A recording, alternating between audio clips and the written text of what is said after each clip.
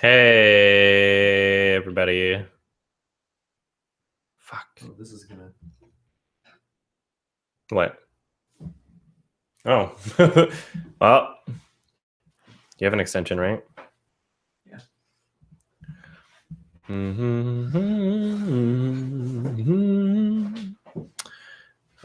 There we go. I'm in. Waiting for people to show up, but I'm going to post it to the Patreon posts. If you didn't get the message, I'm just going to post it.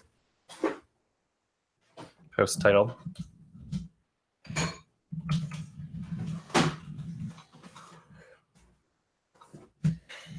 Patreon sucks at messaging people sometimes. Yeah.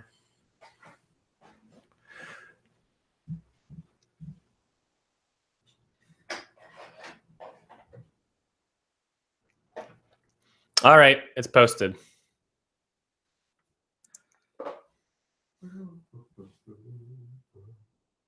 Mark's doing something. Hey, somebody's in. Yo. Hey, what's up? What's? Oh, I'm not visible. Hang on. Hello. Here's my face. Oh, hey. It's you again. Yeah. How are you doing?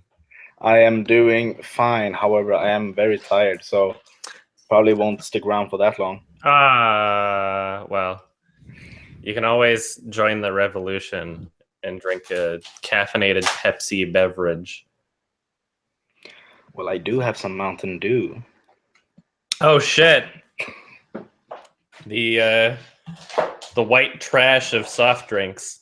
Well, What's that? He was talking about Mountain Dew. Mark can't hear yet. He's plugging in his headphones. Give me 1 second while I. One chili was so hot I had to drink a 2-liter Mountain Dew. Mountain Dew. Mountain Dew. The way he says it is almost like he's not a real person. Where my mouth so bad I had to drink a 2-liter Mountain Dew. Mountain Dew. All right, let's see. I'm not getting the reference. It's just some fucking It's a meme. news clip. One of those things where like a YouTube video becomes really popular because some local news station just happened to get an interview with somebody who's like a really strange character. It's the same as like Oh, I like okay. tunnels. It's like a random encounter. Yeah, it's just a The grab drink. a meme thing. Oh, okay. All right. How was everybody's 420? You know what I did? I didn't smoke weed. Me neither. Everybody thinks I'm sarcastic, but I actually didn't. I don't feel like I need to, you know. Everybody thinks I'm a super pothead, but I'm not. Really? I'm not. I mean- I'm not a pothead. Everybody thinks I am. Yeah, I don't think you come off as a pothead though. Do really, I think people really? think that I am because of my hair. Oh, okay. Because I make music and I make weird things. I don't know. I make a lot of weird videos. Hey, Brad. How goes? Welcome to the Patreon chat. Oh my God, there's a lot of weird, strange. I think you might need to change your microphone or like unplug it, plug it back in. Because or perhaps it's because of feedback too. Because I could hear some of my echo in there too. I will suggest. Oh my God. Yeah, that's really. Do you have a different microphone you could be using? Yeah, just give me a moment. I'll be back in a bit. Okay. Oh, it's Thank not a fun day. Fine That- day though. well, yeah, I mean that sounded okay. I don't know what was happening. It could have been because he was like holding it in his hand. Yeah, maybe you unplugged this microphone. And just spoke from the computer microphone. I don't know what was happening. No. I don't know what was happening. Well, I have a question for you. Yes. Sort of. Did you ever watch White Bird in a Blizzard? I think I started watching it and was like, nope, not gonna make my list, and then didn't. Greg Araki is, if that's his name, I think he's kind of hit or miss. Well, yeah. Kaboom was all right. It was kind of lame at parts, but I mean, it had some funny bits for sure. And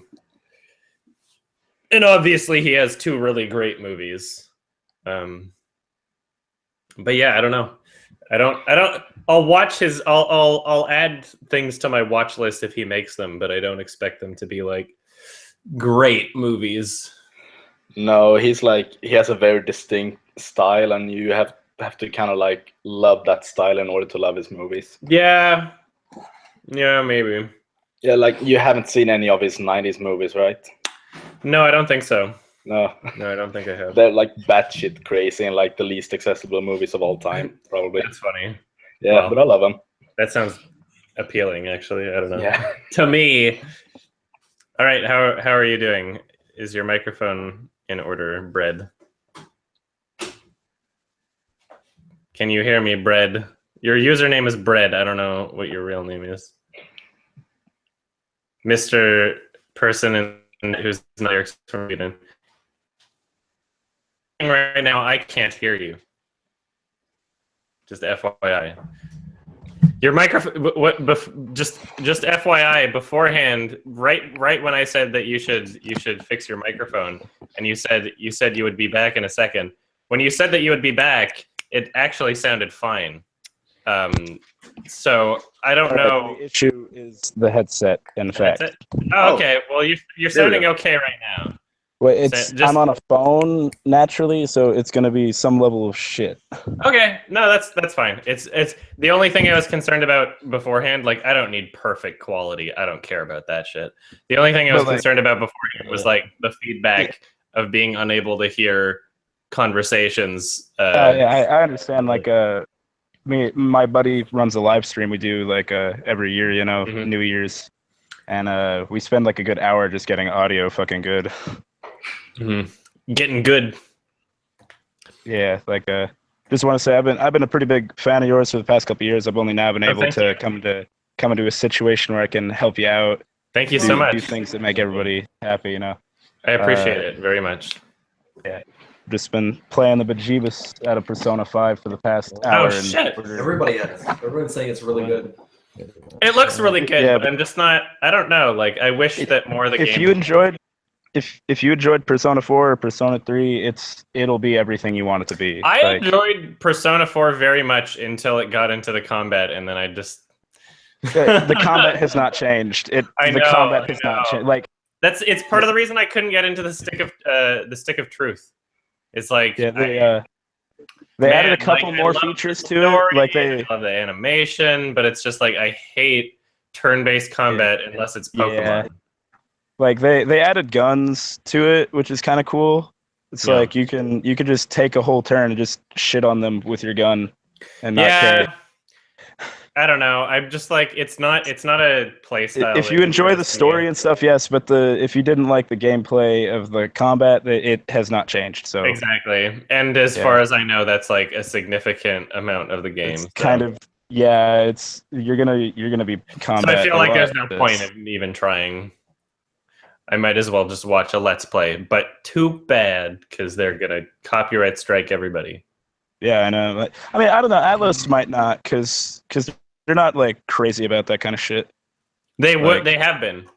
They have been. Well, they passed a certain level. They released some like weird statement online, like you're only allowed to have Let's Plays of everything before this level. Oh yeah, fucking It's very strange. like on PlayStation, it's like, oh, you can't share or record the game because you've hit a restricted point. And I'm like, wait, what the fuck? It actually restricts you from on the PlayStation itself. Yeah, on the share system, That's it's like, oh yeah, you insane! can't do that shit. That's crazy. That's Yeah. so funny. So, well, I mean, like, I guess if they're exclusively on PlayStation 4, then it wouldn't be that difficult to like try and organize that with Sony. Yeah. But I just find that hilarious. Like, That's really funny. it makes enough sense Like, you're though, only because allowed to like have a trailer for the game. Okay. it's like it's a highly story-driven game, so it makes enough sense that they're kind of like Well, if they removed it, they're not after selling a point, movie. it'd make enough sense. They're not selling a movie. They're selling a game. Like, you can't get the same experience watching a game as you would as you would playing the game. Yeah. The only reason I would want to watch a playthrough and just watch the whole story is because I have no interest in playing the actual game. And so if I have no interest in like going through the turn-based combat to get to the story, then it's not like I would ever buy the game to get to the story. It's not worth it to get to like the end cutscene, you know? Like I would rather, and even then, like I'm not even sure I do really want to search up the story because video game stories especially are you know, the immersion is there if you're if you've played a Persona game, you understand it's weird. Like it's weirder than average. I don't know. Like I feel like there's more to it if you're playing as the character.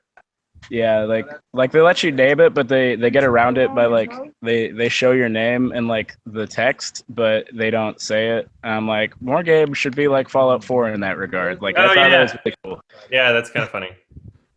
Like even though it was like only one character that said your name. It's kind of funny though. I know. Yeah, there should be more things like that. There might be like a point where there's an advanced enough simulation program where you can literally have a computer instead of actors. Then maybe that would be more feasible. I had a cool idea where it's like, so you're familiar with like Vocaloid, right? No. So it's essentially a voice actor records syllables and then creates an audio codec that people can synthesize lyrical music with. And I was thinking, why don't we use that for like voice acting and shit? Like that'd be really cool. Well, I mean, the acting itself, there's a million different ways you can say each word. So, I mean, you would the program. So, some impressive stuff. You would have to like manually tune the enunciation and but that's kind of what the program lets you do a bit. I know it would just be more effort than it's worth for like a game developer. I thought it was like a really cool idea to try and do something like that at one point, though. Just cause. And I apologize for the extra voices around. I live in a barracks, being army and all, but you know. Crazy. Well, thank you for making the hangout anyway. Is my mic like I'm just in training, so I get weekends off and not being actively shot at. It's pretty nice. Oh, yeah, that's great. I'm just a mechanic anyhow. I just work on tanks. Nice. Yeah, this people are asking me in chat about the Kendrick Lamar album. Hi, Shu. Hey, what's up? Get out of here. I listened to DNA. That was good. I haven't actually given the whole album a listen. If that was actually a new track on the album, I think that was. Yeah, it had Don Cheeto in the music video. The Don of Cheetos. The Don Cheeto. The Don of Cheetos. Honestly, Kendrick Lamar is like the only like current day rapper that I kind of care about within the realm of like the circle of rappers that he gets kind of compared with. Like, who else? Like Drake. Fucking, I don't know. It's just like that label placement. The product placement. Yeah, I'm joining the revolution, Mom. I'm drinking off-brand military exchange coffee. Oh shit. It tastes pretty fucking good. It's just like instant cappuccino, you know, but maybe sweet you as guys would fuck. won the war if you brought Pepsi. Sorry. Jesus, I'm sorry. It's gonna break things. Hey, ISIS. Hey, ISIS. No, I'm probably gonna be in Europe when they send me out on So like tons of ISIS then. It won't be like a deployment. It's like we have a thing called rotation where it's like you're stationed in America. It's like your main base, but then like they send your ass to like Korea and Germany for a year. Yeah, I know nothing about this shit. So wait, well, yeah. We'll all get deployed at some point. Sorry? Well, not me. I'm Canadian. Oh, I was talking to another dude. Okay. Yeah, we don't have a draft here. I don't think. We don't have a draft either. We're 100% volunteer army. What country are you? America. You're my hat. Oh Jesus. Well, you're the pants in this relationship. No, that's Mexico. He's the shirt. Mexico's the dirt. I'm the shirt.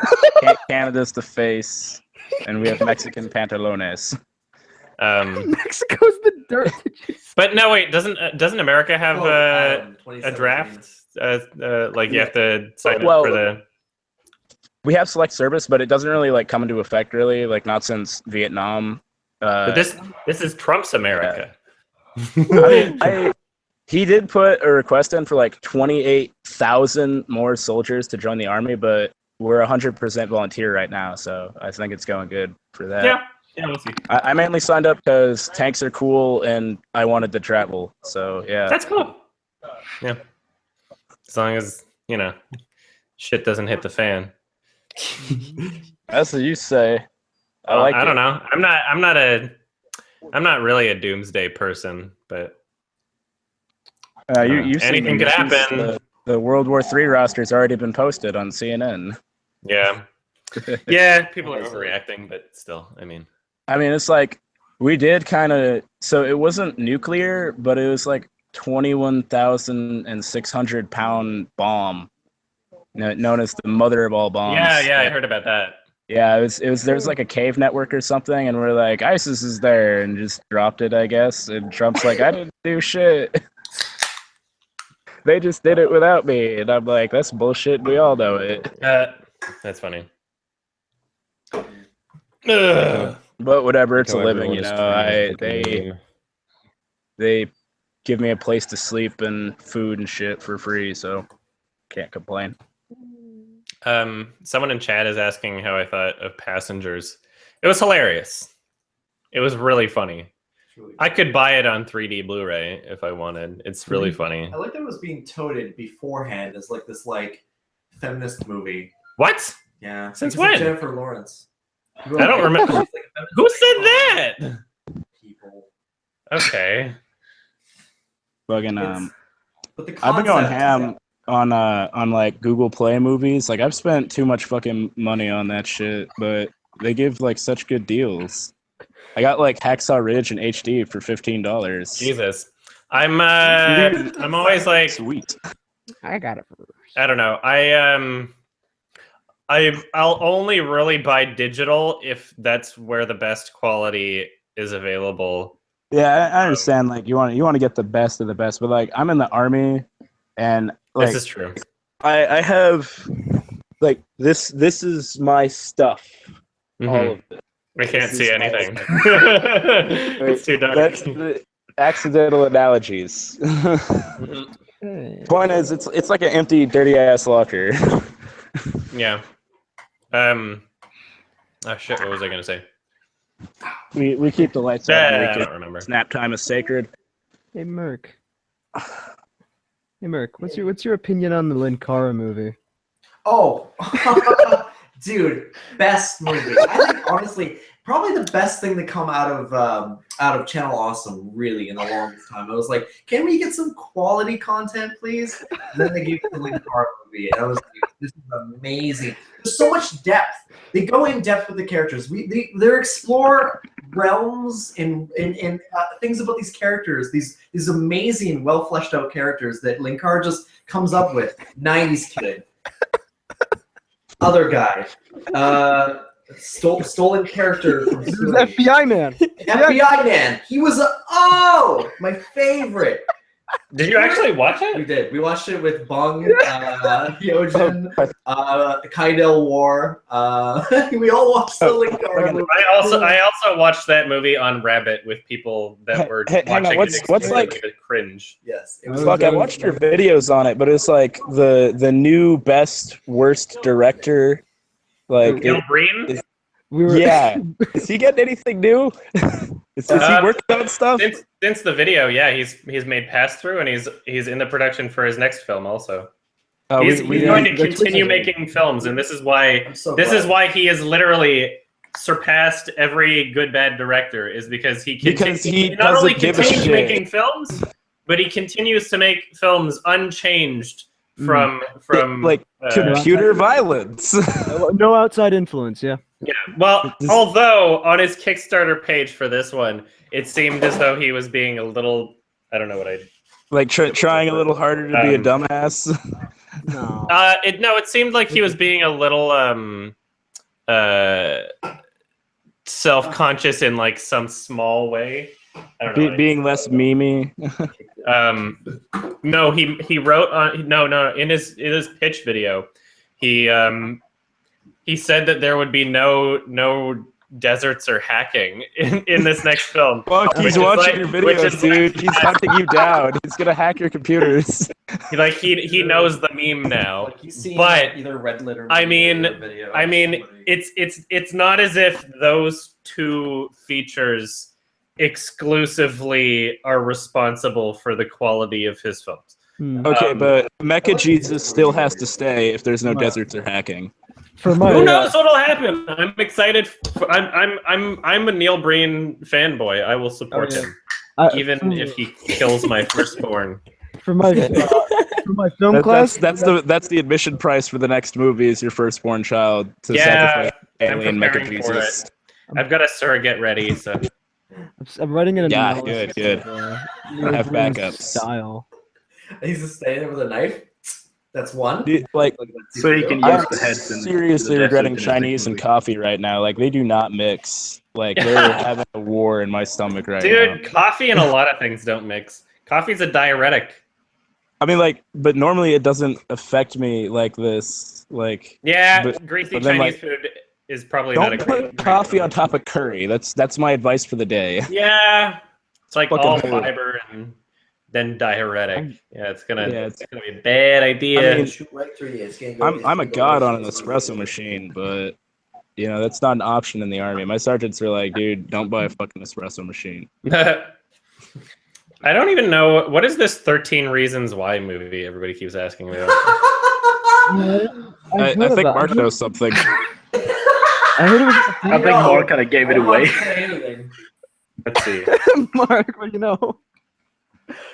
You can't. Mark Are you serious? in the chat. Fucking smile. Mark has this shit down. He's seen it. He knows. What is What it? is this?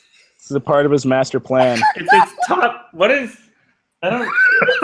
Oh wait, hang on. Have you seen Hang on. it? Can It's. we watch the trailer? Oh yes. Hang on. I There's can. I can have an watch the email. trailer, yeah. on like change.org because like I'm a faggot and sign petitions occasionally that do Yeah. nothing. But there it was like this trans youth movie has an R rating, and I'm like, hang on, trans youth movie. I've never heard those words in the same sentence together, and it's like it'll offer hope for all those young trans people Oh, out no. there. Oh no. Don't they just know about Tumblr? Like, isn't that what they all do already? Like, and like, let me check my email, see if I can find it again, and tell you what it's called, What about so a you, high? so you can look into this. What about a high school movie where everyone in the school was trans? Oh my god. Okay, let me. Okay. Perfect. 3 Generations. If everyone's That's what trans, it's then no called. one's trans. 3 Generations is what the movie is Normal's the new called. It's trans. like a new movie about a transgender teenager that's rated R. We need it to be PG-13 so trans youth can see it. That's essentially what the request is saying. Well, I mean, have good luck with that. The MPAA is a bunch of fucking idiots. So Yeah, you're not going to be able to like, change who are that you shit. petitioning that for? Like, you have to. Why are you directing it at me? Like, I'm not going to be able to do much. Yeah, Like, yeah. I'm You have in to. the army. You have to Like, I signed away contact my rights. individuals from the NPAA. Anyway, somebody's asking if I like the Nerd Writer video that he made on Passengers, and I would say it's probably one of his best videos, except for the part where he said that it's not all that bad of a movie. Which I literally, it was so early in the video that I shut it off, and I was just like, "This is fucking." You're like, fuck this stupid." guy. And I was like, "I'll give it That a wasn't chance." okay. I opened it back Yeah. up again. And And I that's was like, when you know what? It's not a bad. His suggestion for the film is not that bad. Although, I'm kind of interested to see what the original script is like, if there's any way to find that out, because I know it's been good to changed. see I'm a not lot. the only one with camera Wait. on. Passengers was the one with the Hmm. It's the people, one and with they were Chris like- Pratt and Jay Law, and Oh, they're yeah, just, yeah. yeah, I saw they're that, like, and I help, was like, help! The this most is- attractive people on the ship woke up early. You know, Yeah, one thing that I read really, the like, synopsis for it, and I'm like, that's garbage. No. one thing like in the movie that was like, are you serious? Was they were out and the spaceship like announced like, "Hey, like come see this thing. You're gonna want to go to this deck," but like there was no one else awake, so why would it even say that if no one else is supposed to be awake? It was dumb. It was a dumb Message. movie, and it was really funny. It was at Hey, least you really know- Also, they ruined the good- ship. hang on. They ruined the ship, and I was like, Do "You you ruined know- the ship." Do you know a good show about two passengers on a spaceship trying to get home? Red Dwarf. never seen it. Yeah. I Oh, think dude, there watch was it. only Mark two knows. characters, though. Mark's got his head shake. A cat that evolves so far, he becomes a cat. man. He's the retarded cat too. He's the I'm retarded listening. one of his race. Wasn't there like a robot that looked like one of the humans from Toy Story or Yeah, something? fucking Crichton. Yeah, Oh, yeah. He was serving tea to skeletons and shit when they found him, and it's like the crew is led by a bum because he's the only registered crew that's still alive, and they have like a douchebag hologram who used to be his advisor / supervisor, but he's like a fucking prick that like was a brown noser trying to get up the ladder, but since he like ordered gazpacho soup wrong, he thought that he would never get promoted again. Like it's Sounds such like That was fucking interesting. weird such a fucking ridiculous Hotarazzo show. movie. Like it's like we got a DVD out of the library for it because my dad was like, dude, this shit's like awesome. I was like, all right, let's see this. And then like we stayed up and watched like the first season 8 fucking times because it's all we had, and it was amazing. It's still going. No, like I heard there like in 2010 there was like an announcement for a new season, you know, but I'm looking. I don't know, like looking at the. it got up to like 8 seasons where they got back to Earth, and it turned out to be like a slave factory, pretty much. Like, Okay, I'm gonna not listen to you guys for 2 minutes so I can see the 13 Reasons Why trailer. Okay, and then I'll come back. all right, so let's I bullshit. need, Hello, to see what, I Stan. need to see what this is. Can Mark still hear us? We can, I'm but gonna I talk can hear you anyway. right now, and I'm watching it, but I might not pay. But as much can attention. Mark hear us? Anyway, I'm looking on the freaking The wiki. dwarf, and it said that there was stuff that was released in like 2012 and 2016. Holy shit! Yeah, That's it's kinda like awesome. 1988, and then it just didn't have a thing. And I was like, whoa, old. Yeah, I know it's really fucking old, yeah. Yeah, like it's been going for a while. But it looks really interesting, kind of. It's like, feels Gilliam-esque, you know? Watch it, you won't be disappointed. The Like amusement is real. it's funny as hell. It's your British humor though, so toast. Therefore, I am. If you've seen it, you know. British humor. That's kind of what I I don't know. love. I love British humor. Yeah, same. It's just like dry wit. It's cool. Oh yeah, it's all kinds of good. And then the cat character is like just he's larger than life, and watching him order food out of an automated like food dispenser is probably the most entertaining shit I've ever seen. Fish. I'm looking Like, at he the just- like pictures right now. Like, This looks like, like something that like Look, Taika okay, Waititi would Google make a good movie out Google of. the Red Dwarf opening song, and that describes the entire show. Just the lyrics with that alone. Just listen to it real quick, and you will be like, dude, this shit's like, I got to do it. I'm really fascinated by what's going on in the fucking 13 Reasons Why trailer right now. Probably The awful opening bad. song. Okay, so I just watched the trailer. And Is it good? It looks like it's trying to market to the Hunger Games crowd. It looks like You a know, a 13-year-old demographic trying to pretend to tackle issues that are too mature to ever possibly be respectfully or honestly shown in the show itself. I have 2 words in response to Hunger Games: Battle Royale. Oh yeah, That's a good response. Yeah, I bought that It's, shit. it's I was like, do you know what they call the Hunger Games in France? Battle Royale with cheese. Oh, I stole it from 4chan. oh shit! Good joke. Adam, did you ever watch Kingsman? No. Oh, you didn't? I've like watched parts, but I never finished it. Like I saw like parts. No, yeah, It's I a just, guilty pleasure. exactly. I I don't. don't think it's a guilty pleasure. It's just. I don't. I don't know. I didn't like. I'll see it. Yeah, I could maybe watch it. I don't know. I didn't like Kick-Ass at all. In fact, I hated it. So Really? yeah. All liked first it. scene was funny. Well, I didn't see Kick-Ass, but I saw Kingsman and I loved it. I watched Kick-Ass #2 and I was like, this is kind of getting out of hand, but I liked the first one. The first one was really good. I remember I went into the movie theater and I wasn't expecting any. Your mic cut out. You gonna finish that? Then I wasn't surprised. Would you rather watch Kingsman or the fucking sex movie 50 Shades of Grey? Do I? I mean, I still like cucumbers, so I'm gonna pass on that movie. Yeah, I don't know. I think I know my own taste well enough to know that if I watch Kingsman, I'll be like, that was all right, but not like 4 I don't out of know. Like, 6. it's not gonna make my list. That's sort of probably thing. what you'll think. Yeah. I mean, I had a lot of fun with it. It's a fun movie. It's just It's a something. very- I don't know because that's what It's a people little were saying ridiculous. about Kick-Ass, and it's the same director. All right, yeah. Then And it's like I don't know. My version of fun is a little different than what was shown. in hang the on. movie I've got a Kick-Ass. question. What do you think about Repo the Genetic Opera? It was all right. Yeah, Darren Lynn Bousman is decent. I guess. I think I liked it a lot more than some people did, for fucking sure. Because It was definitely like a cult cyberpunk. thing. It had Yeah, found a very niche demographic, that's for sure. Yeah, it got me with the fucking cyberpunk kind of vibe that was going on with it, and I was like, dude, this shit's like awesome. And like there was a Joan Jett cameo for no explicable reason, and the least liked song on the soundtrack.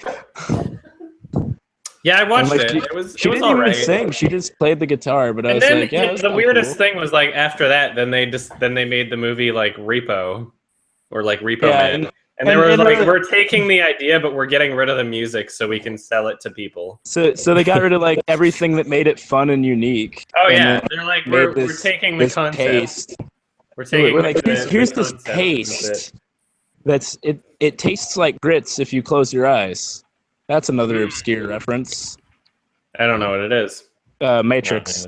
Yeah, Oh. remember? Yeah. Maybe everything tastes like chicken More because like snot and Placebo. egg. Since the machines only know how to program chicken. yeah, chicken tastes like everything. Yeah. Everything tastes like chicken. Maybe because the machines didn't really know what chicken tasted like, so they made it taste like everything, and everything tastes like chicken. You ever think of that? Oh shit. Every Not like this. Not like this. That, like Soylent Green is people. What? I had a agree. thought that was with that, but that was all that remained of the thought after I thought through it.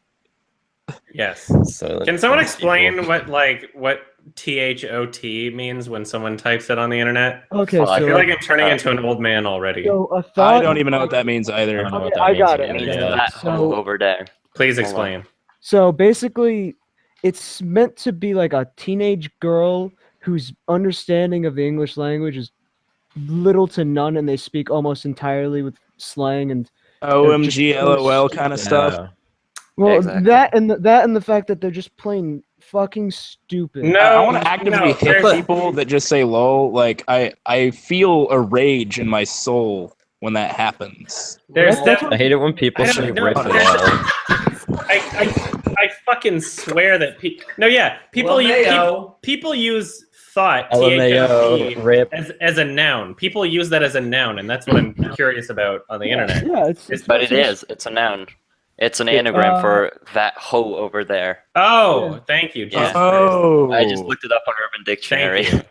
Which You're I could welcome. have done at any moment. so Adam, you're a thought. You're a lazy. hold on. I People were love, saying the that. Urban Dictionary version. Most of the bitches at your local high school. Yeah.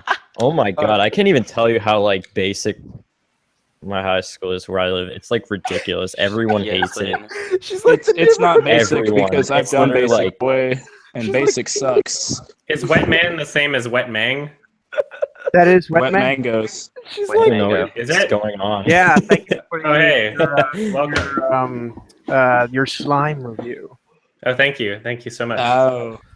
Yeah, I was I- watching your childhood traumas video, and everyone gets I didn't see a lot of them, but I could understand how a kid could be fucked up by them.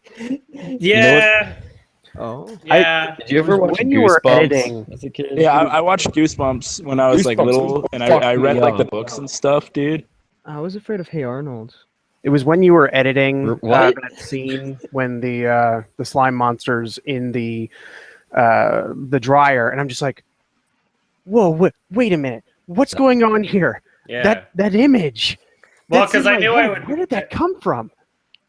I knew I would make the point about other people experiencing that sort of repressed memory sort of phenomenon.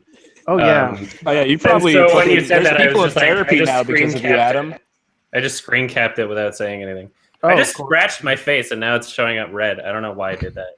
Oh no. There's another ghost. maybe It's just you like have this, skin and now it's writing. like it's red on You'll camera. get fucking herpes or something. No, You're allergic to your finger. I don't think you can get herpes by scratching your face. You can, but it's still. Hang on. You can. I might get herpes if if you Mark recently scratches my gave face. somebody.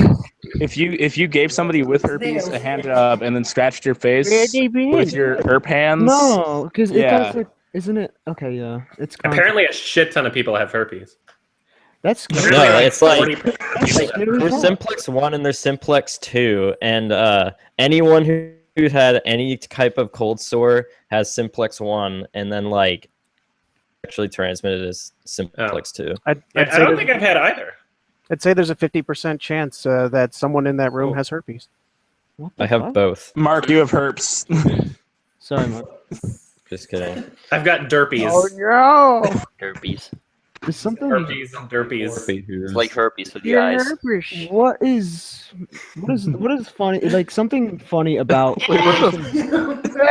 Mark. I killed Mark with the Mark's realization. just dying in the background. There's something I've funny got about Mark's just chilling. away from a microphone. Straight up. Hang on. Has anybody seen Okay. Wait, the Tyrone congratulates you for 2 hours video? No, but somebody in this chat, and I don't know who, was saying the words "there's something funny about," and then everybody Yeah, cut that them me. off. There's something funny about being far away from a microphone. Like Okay. just having Mark's like. What's up, guys? I told him I could move it, and he said, "No, don't have to do that. They'll still hear me." Over here. Am I funny? Oh no, Well, I we know, can move it to like be I'm almost halfway hilarious, between guys. us. No, what I'm saying, the effect is funny though. Like Okay. something about That it. baby is still staring I me think down. Mark can project. Does anybody else not like how that baby is staring at them right now? The baby has been fucking terrifying me every single stream, to be honest. Like, I've been seeing that shit, and I'm just like, is that just there? I just noticed that. It's Mark's baby. My mom's Like a rat. Baby boy. He was It's a bunny pregnant. baby. That's pretty hot. Sweet boy. Have you ever written Adam, any what did you do to stream Mark? plays? You gave him a baby, didn't you? Mark, His how can voice you was- say you're not a furry when your baby is furry? What's the You mama clearly look had like? sex with somebody in an animal costume to shoot His that boy out of pussy your is vagina. Oh, dude, it was cool cat. He did. On shit out of Fucking fox suit. That boy pussy is never getting stretched back. Mark, If is you it? if you fuck in a fursuit, that's the baby you're gonna get. So you're gonna get a what baby happened- with just Hang the on, first is suit that how attached Cool to his Cat head. happened with Daddy Derek? Yes, Fucking child. Yes. he fucked an actual cat. That poor fucking child. It came That out poor full- cat. Came out full size and orange. Yeah, I've never seen Yeah. it Wait. that orange. Wait a second. The orange is from Cheetos, though. Mm. Ah.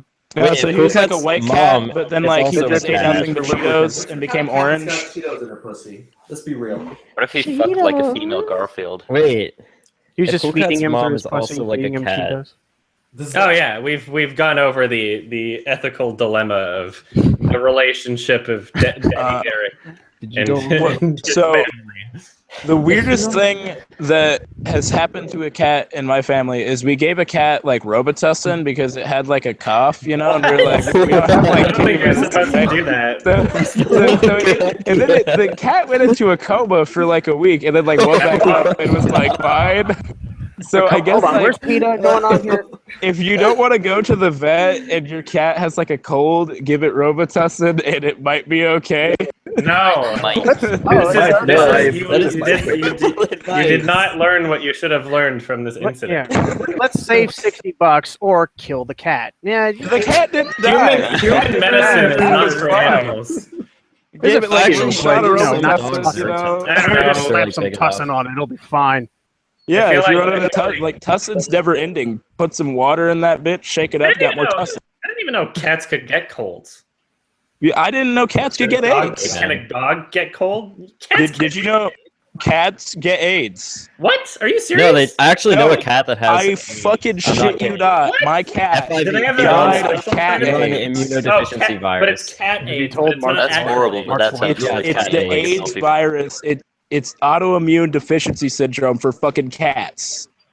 Okay, Yeah, but it's not it's- like it's not the same. It's not the same virus. No, it's straight up AIDS. It's AIDS. So you're saying if you're for saying a cat fucked a girl, she would get AIDS from the cat? So Okay. yes. I don't think Oh, Mark, Yes. you need to get checked. Get checked. Because I've fucked tons of cats with AIDS and I'm fine. Mark's just got a fucking raging hard on in the background. Like That's what he's hiding. Mark was with the laptop. only one like, that like got I it. had a cat. It was like really sad because we found so he was like old as fuck, right? And he like wheezed, which we thought was like cute, but it turns out that we took him to the vet one day because he wasn't doing so hot. Respiratory And it, defense. it was like he had cat AIDS and he had like tumors the size of your thumb on like either side of his throat, and that's Oh why he my wheezed and sent God. him out. I was like, dude, that's fucking horrible. We put him down. It was You're like, like, sad oh, as he's shit. so cute. He's like fighting Yeah. for his life. I didn't come here They're all to hear sad that. stories. Like he wheezed I at wanted us, to we be like meow, and Jesus now Christ. I feel like fucking shit because it's like I think he like thought we were mocking him, and that's why he like walked away. Freaking go to work. Bye. I'm depressed now. Oh Fuck. shit! Have a good one. Shit, just out of nowhere left. Oh damn! He's leaving to contemplate the fate of my cat. Hey, Adam. Yes. I did have a question. What do you think of Brad Jones as a filmmaker? Oh, is he Channel Awesome the? guy. There's Yeah, He's the bald Cinema guy Snob. from Channel Awesome. He's the what guy? The cinema Bald snob. guy with the So glasses. wait. I'm gonna have to refresh Is he still myself. bald? I'm gonna have Well, to he refresh myself. shaved his Bald, I head, think. but yeah, There's he- as a. Oh, that's so funny. First Google image Oh, it's a result. footballer. A football player. That's so Yeah. funny. yep. If you remove the T from my name, there's like a rugby player that had rape charges. That's lovely. What? Yeah, there's like some. If you search up Adam Johnson, Oh, it's really Which is a clever. wonderful- Yeah, he got rape charges for giving his Johnson Is to. in- to okay, to- an It English really would be a professional wonderful football cat. player and convicted sex offender. Really would be a great porn He star. like raped a little Adam girl Johnson. or something. yeah. Well, at least there's a T there. So let's see. Cinema Snob. Cinema Snob. Oh, well, so if you're asking like as a filmmaker, I don't think I've seen the Cinema Snob movie. Or Yeah. maybe I have, and it was so bad that I forgot about it. I don't know. Did you ever get around to watching the Ghost in the Shell movie with Scarlett No. Johansson? No, that's still in theaters. Why would I watch it in theaters? I mean, you've watched other shit in theaters. I watch shit that I think I'll enjoy in theaters.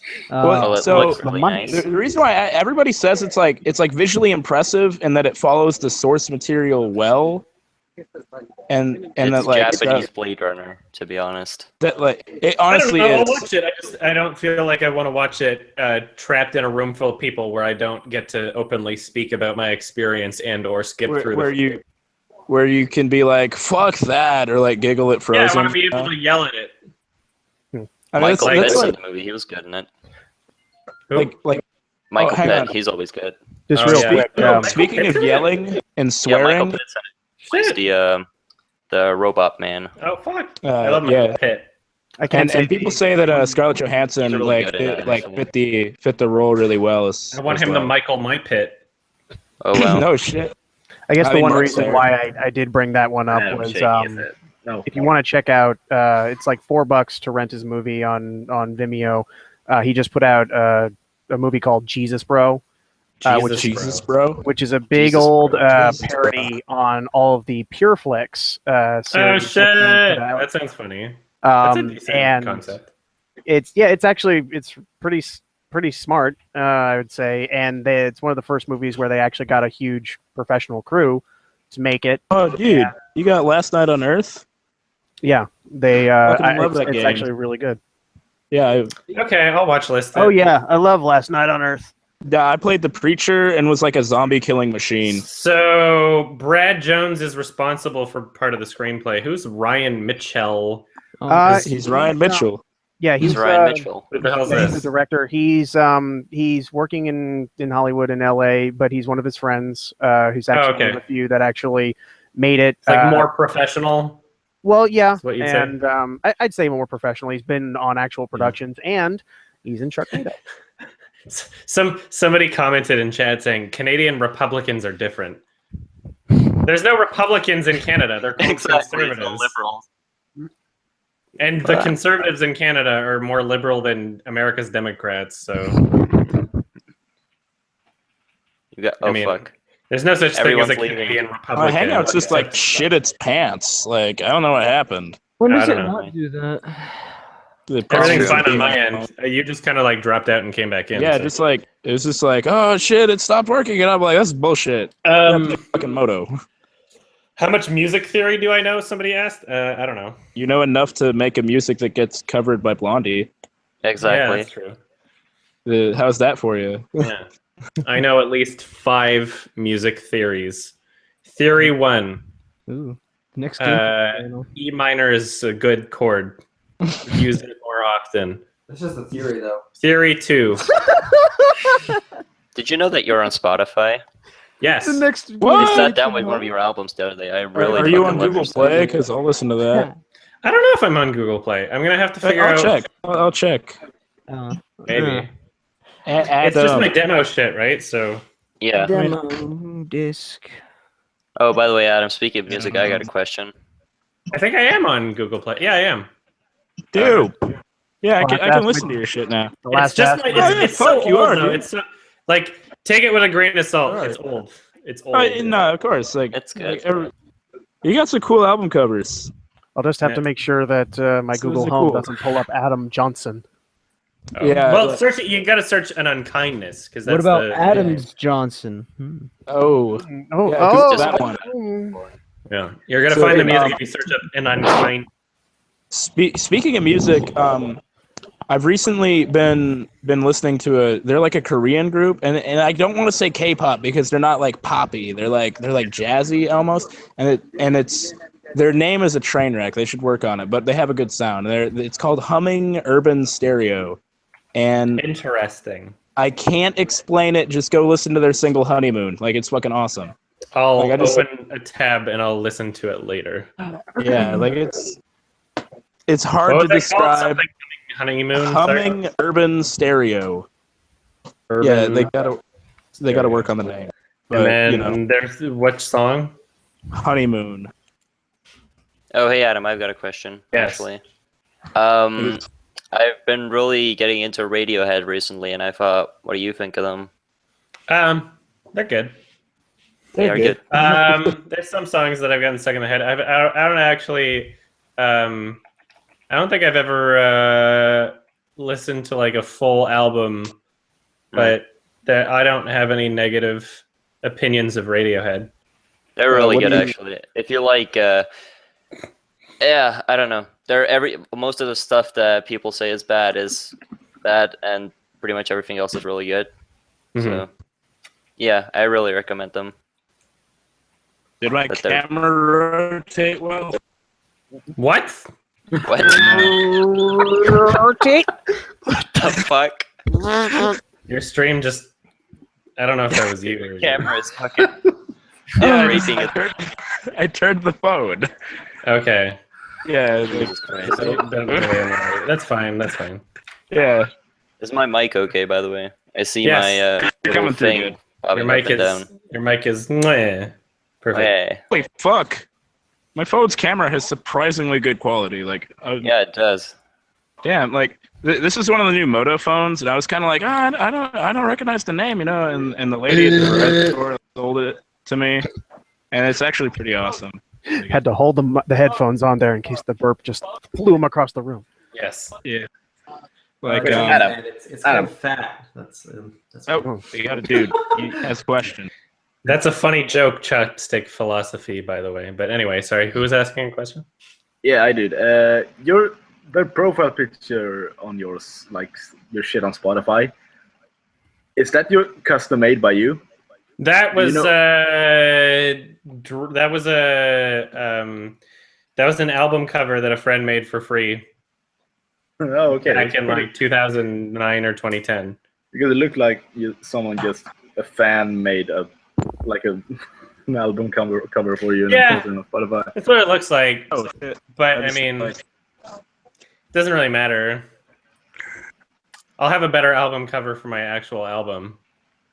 So Have you considered that Anthony Fantana is going to review it? Probably. I'm gonna send him a review copy. That'll be awesome. I've got an idea. But question, not an idea. The fucking. What do you think of like Rush? I know it's like kind of douchey. Yeah, like I got like so.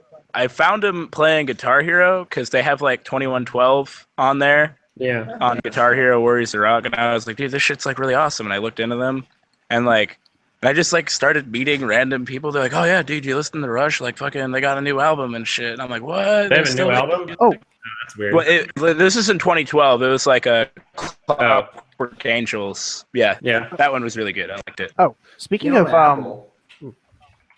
my hair's drying from the shower. Speaking of I don't have hair putting anymore. out That's not a new problem albums, Adam, how did Blondie find out I'm about listening. you? Sir, what was the last part of that? I only didn't hear it because Mark said shit. No. I'm not even kidding. I was listening, and then you just talked and Explaining over him. Has to explain over him, man. Damn. Trouble in Yeah, Paradise. how did Blondie find out about you? There are two founding members of Blondie that are still in the band. Debbie Harry and Chris Stein. So like the importance. Oh shit. Yeah, and Chris Stein watches my YouTube channel, and so I guess. Yeah, he likes movies, and you should fucking join the Hangout. Yeah. Yeah, maybe I could convince him to do that. I summon Chris Stein, the man of Blondie. Behold. And he, I think it was either over email or Twitter or something. I don't remember. But it was like back in 2015 that he got a hold of me. And so it's like they've been producing it for a bit. They're like, "Yo, I want to cover your song," and you're like, "Oh yeah, go for it." Yeah. So I'm assuming they probably found it through like the "I make music too" things at the end of my videos that Oh yeah. you could only really find if you've watched my older videos, which is interesting. Yeah, like I'm still waiting for Synecdoche. So great when fans of your stuff, you become fans of their stuff, or you're already fans of their stuff. And this is fucking win. It's I think just keep it at 1800. I think I think it's important to I think that it's important to me. It's kind of validating to have other artists that I respect take any sort of interest in my own shit, because beyond that, it's like, how can you really gauge? You can have a number. Like Smosh has a number of people that love them. Like every shitty YouTube channel that ever exists has.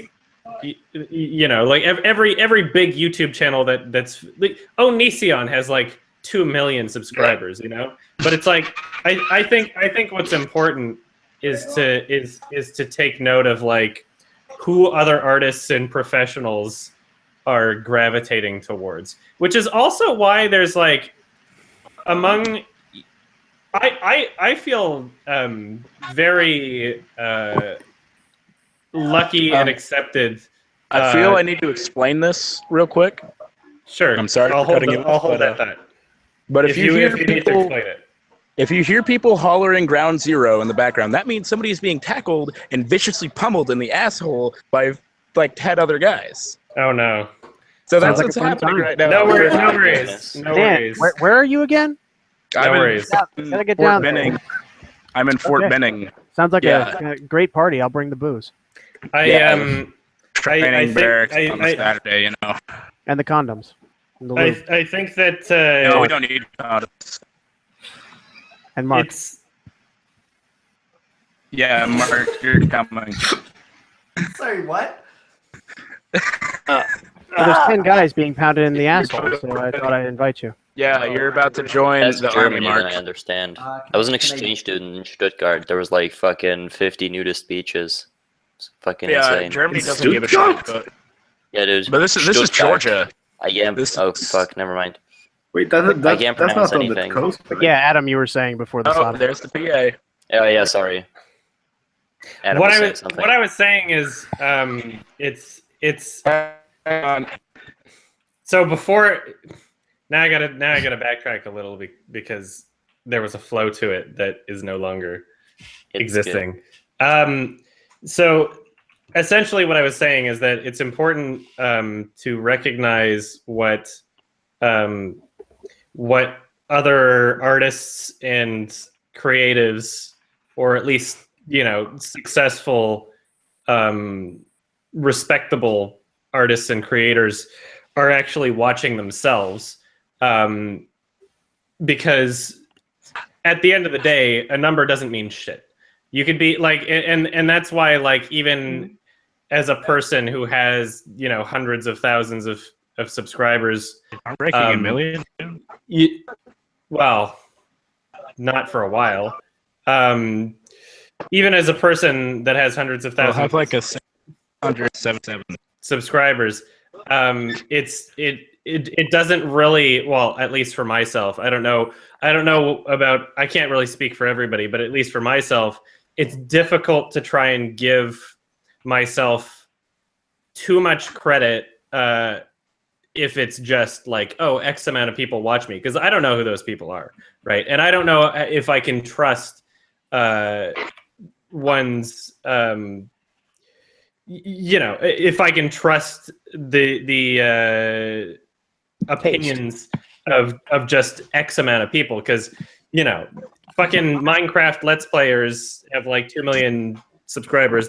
That doesn't mean anything about the content that they're making other than a lot of people watch it. It could be a lot of kids. It could be, Onision has 2 million subscribers. Like Smosh has like 50 million, not 50, They've got 10, like 20 12 million. million. Somewhere around there. And anyway, what I'm wait. I haven't even. I've just finished backtracking. Okay, and now I'm gonna. Oh fuck! Oh my god! I can't even. All right, finish. You got it. Let's go. Oh my god! I can't Finish the story. I was trying, and now I need to find myself again. Jesus Christ! All right, let's Oh backtrack my again. god! Sorry. Onision's Um, got. I should be sorry. I 2 million derailed it. subscribers. That's where we No, left this off. is like the third time it's been derailed. It's nobody's fault. Yeah, what the fuck's a Um, train, I'm right? sorry. It's all right. I was going to. I wanted to tie it into how there's definitely a YouTube community that's happening right now that I'm sure anybody watching my channel understands and is aware of. Yeah. Especially if you kind of follow a lot of people on like Reddit or Twitter. And in this community, although it's an unofficial community, but you can kind of see like the web of friendships and connections and who other YouTubers watch. Like H3, iDubbbz, Psychic Pebbles, and Filthy Frank. like a lot of creators, and like you could even say among the film reviewer community, like Stuckman's in there, and like Filthy Frank, and like Dylan Okay. Dark, and I me. still like the Deadly I'm glad to compilation like. I'm glad to be like accepted into this community, even though it's very unofficial, and like you can't even like. I'm sure some people wouldn't even want me to call it a community. But the point that I'm trying to make is group that of collaborating there's- artists. the point that I'm trying to make is that the people that other YouTubers watch and that all of us are very much aware of is not even necessarily what is YouTube itself. If you look at what's actually getting views and you look at where like the masses are, Well, it's all just a bunch of shit that you Well- didn't even know existed, and it's insanely popular, and a Well, lot of that is either like young children or like teenage girls or whatever. But the point is that although there's a lot of numbers in that, and of course YouTube would see that, those are not the channels that other artists and other successful people who want to watch good content are actually paying attention to. And I think that that's why there's, you know, if you go on Reddit and you look at videos being posted every day and channels that everybody knows about, or you go on the thread of like, who are your favorite YouTubers? They're all going to be YouTubers from that same pool of people.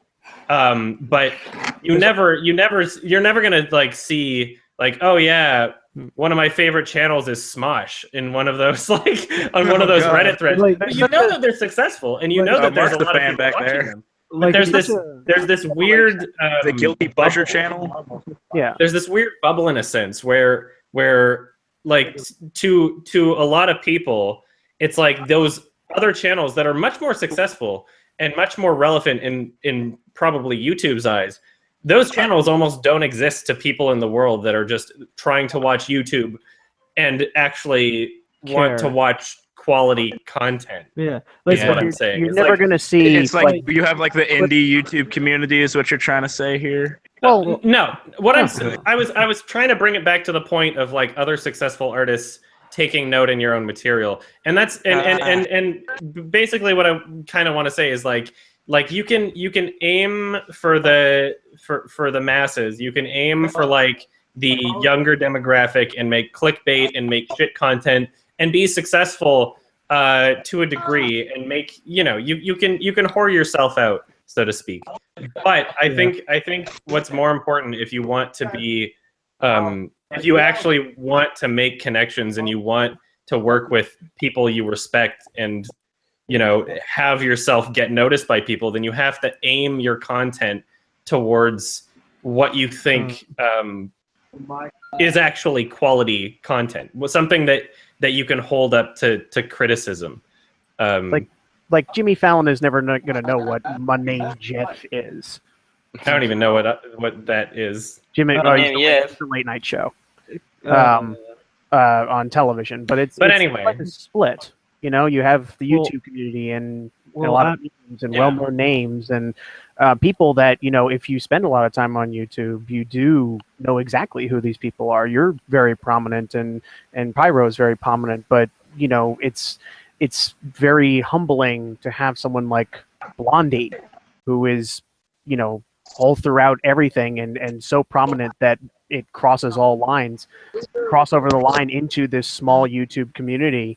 And acknowledge you Yeah, not that's only as something that someone that you highly respect, but also they highly respect you in a genuine way, not a we're collaborating together, so I really like your stuff, I really like your stuff, and once we stop collaborating, we might see each other's stuff or whatever.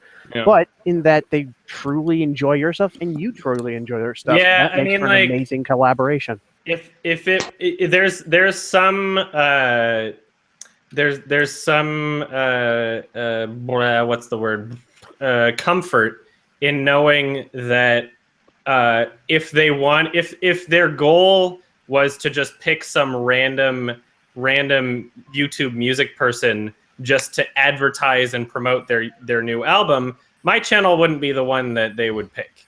They could do a fucking collaboration with Jacob Sartorius. They could do a collaboration with like any, like there's a million music channels out there that are like so much more successful,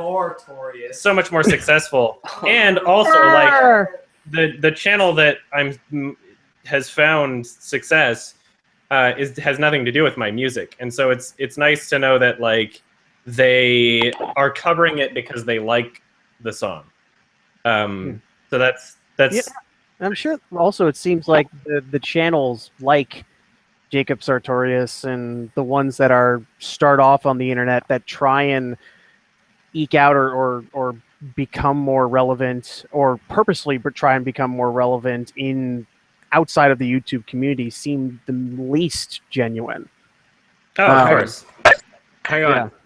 Whereas you're making Wait. music because it's music and that's what's in your head and you absolutely love it. And I think that Blondie recognizes that you're not a YouTube channel trying to become popular to the masses outside the YouTube community. You're just making what you love. And to close this off, I'll let you talk again, Brad, in a second.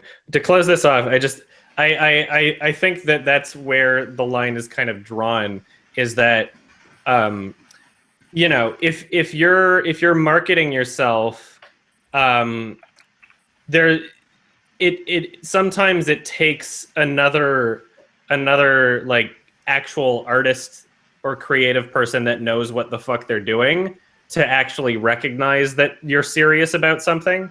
Because, you know, my music's been around for a good 10 years, you know, like it's not, you can't just take, you know, some random person, and even like Hollywood executives or like record label executives, or, you know, you can't just take people to be able to recognize something and be like, there's something in there. Because, you know, the song itself is not like that professionally produced or anything. It's not it's not really something that could really sell well on the radio. Like, it's missing some shit for sure.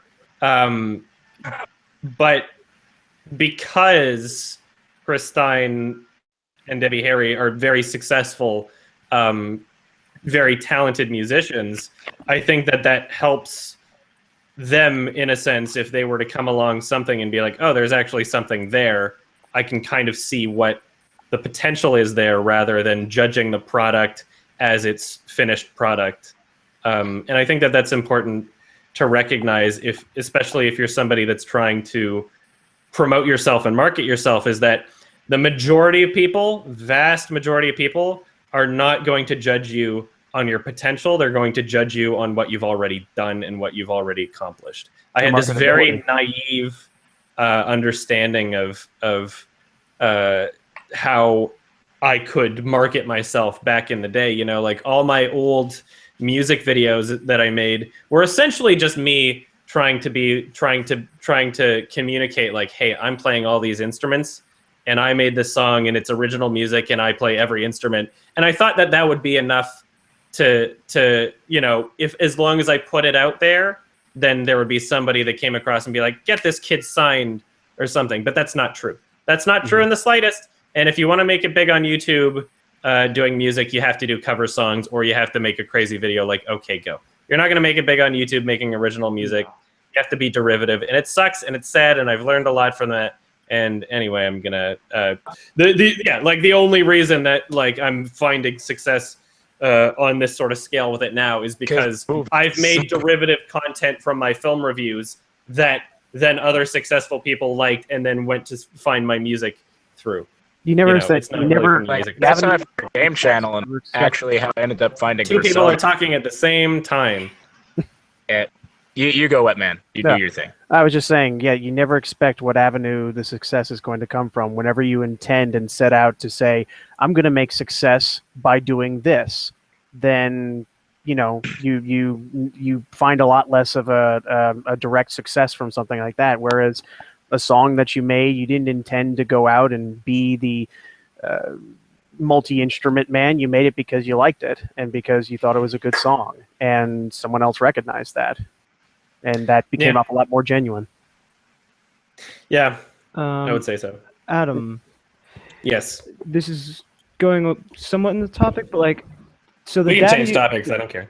The Daddy 05 thing. Now, I'm sure I already know your opinion on it. It's probably like, oh, it's bad. But like, how do you think that a channel with 700,000 subscribers and millions of views per video managed to not even be noticed by this exactly they're like, we think that we know YouTube, and we think that like when we, you know, that's exactly what I was talking about when I was saying like the community is like, we only recognize as people that are watching what we consider to be quality content and what we consider to be relevant YouTubers. We're watching like Philly D, Boogie, etc., like Colossal. You know, like there's a network of people, but that's not, you know, like that's not really the relevant YouTubers. That's like Reddit relevant. That's like conversation relevant. That's like, you know, YouTube as an art form relevant. But it's not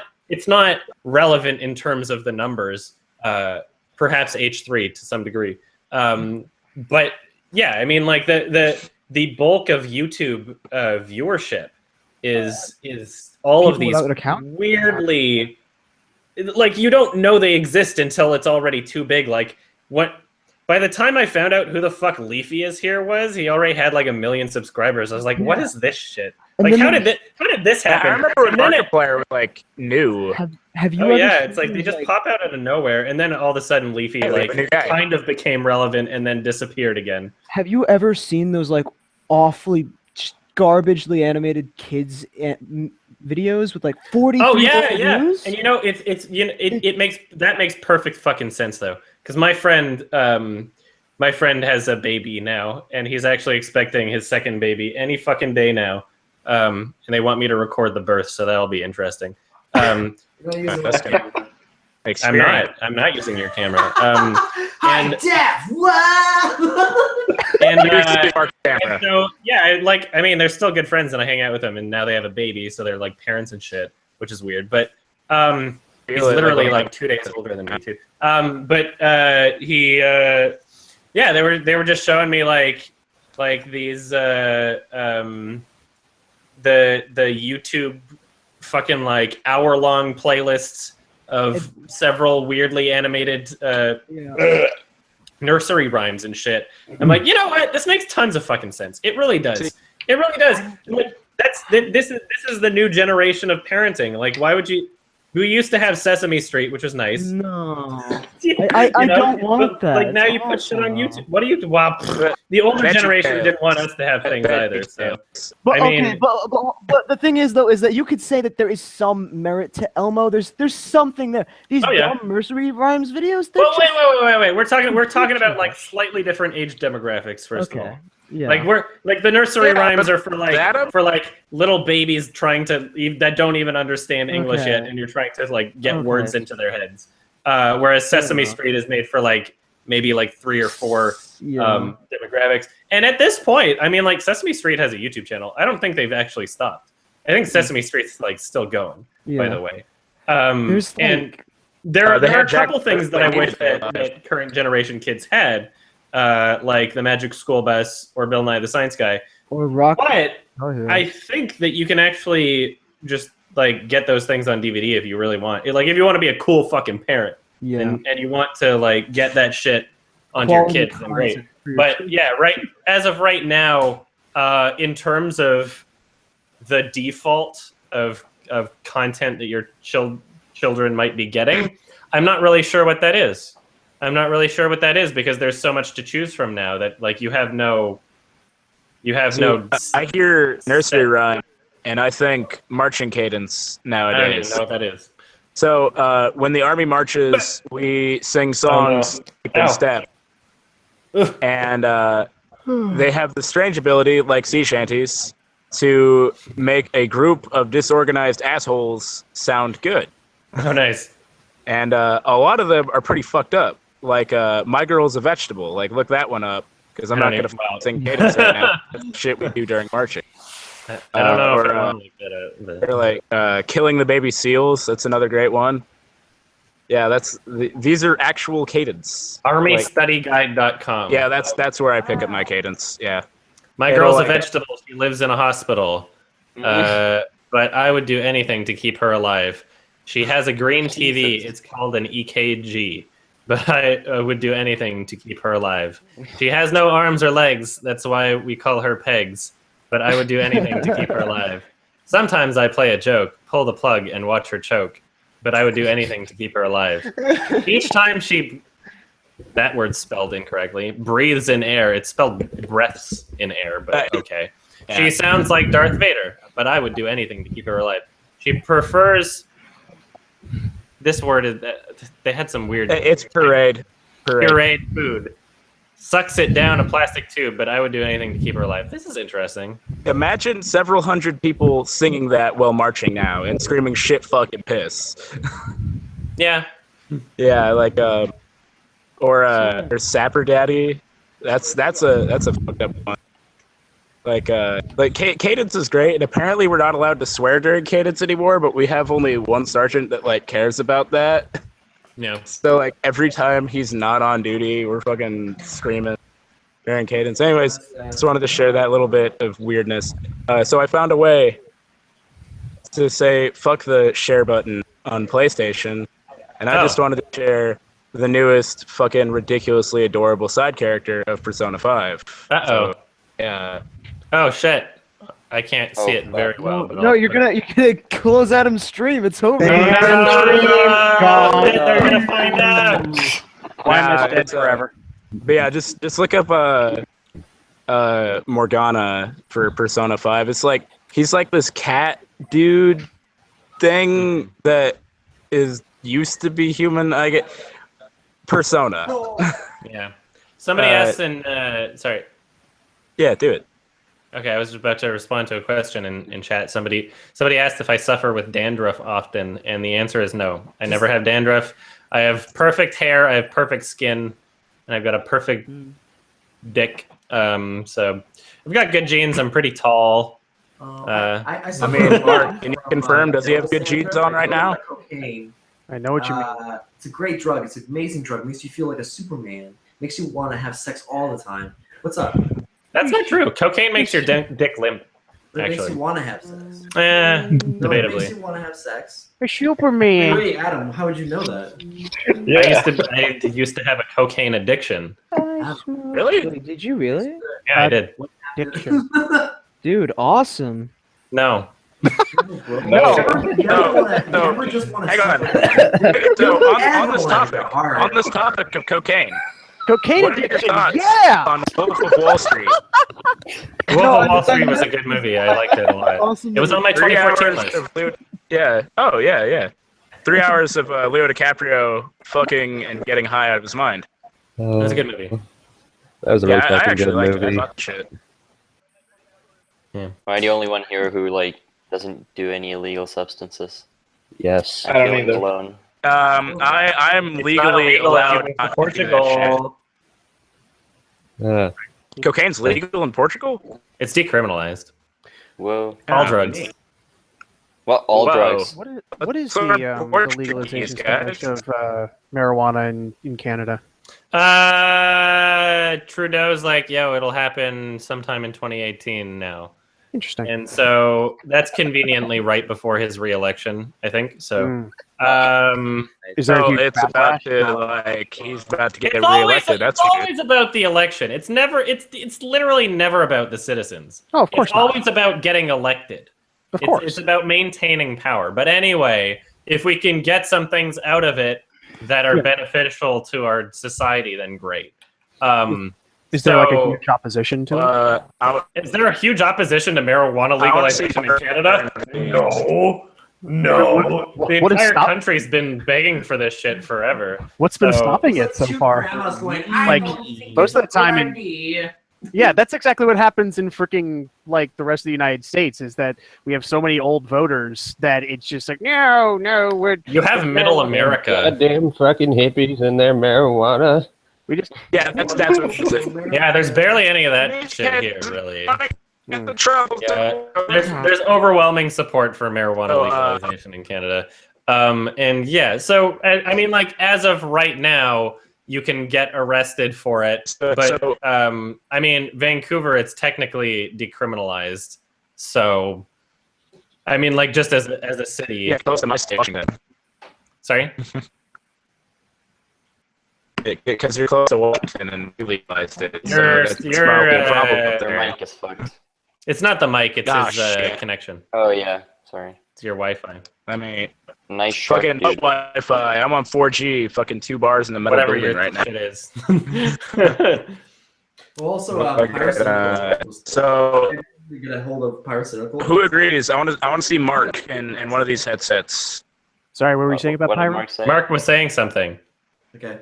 And he was super hyped over Synecdoche. He He did? says he's watched the series. Oh shit. He's like, is he working on it? I'm like, dude, he was literally watching Synecdoche the other day. He's always working on it.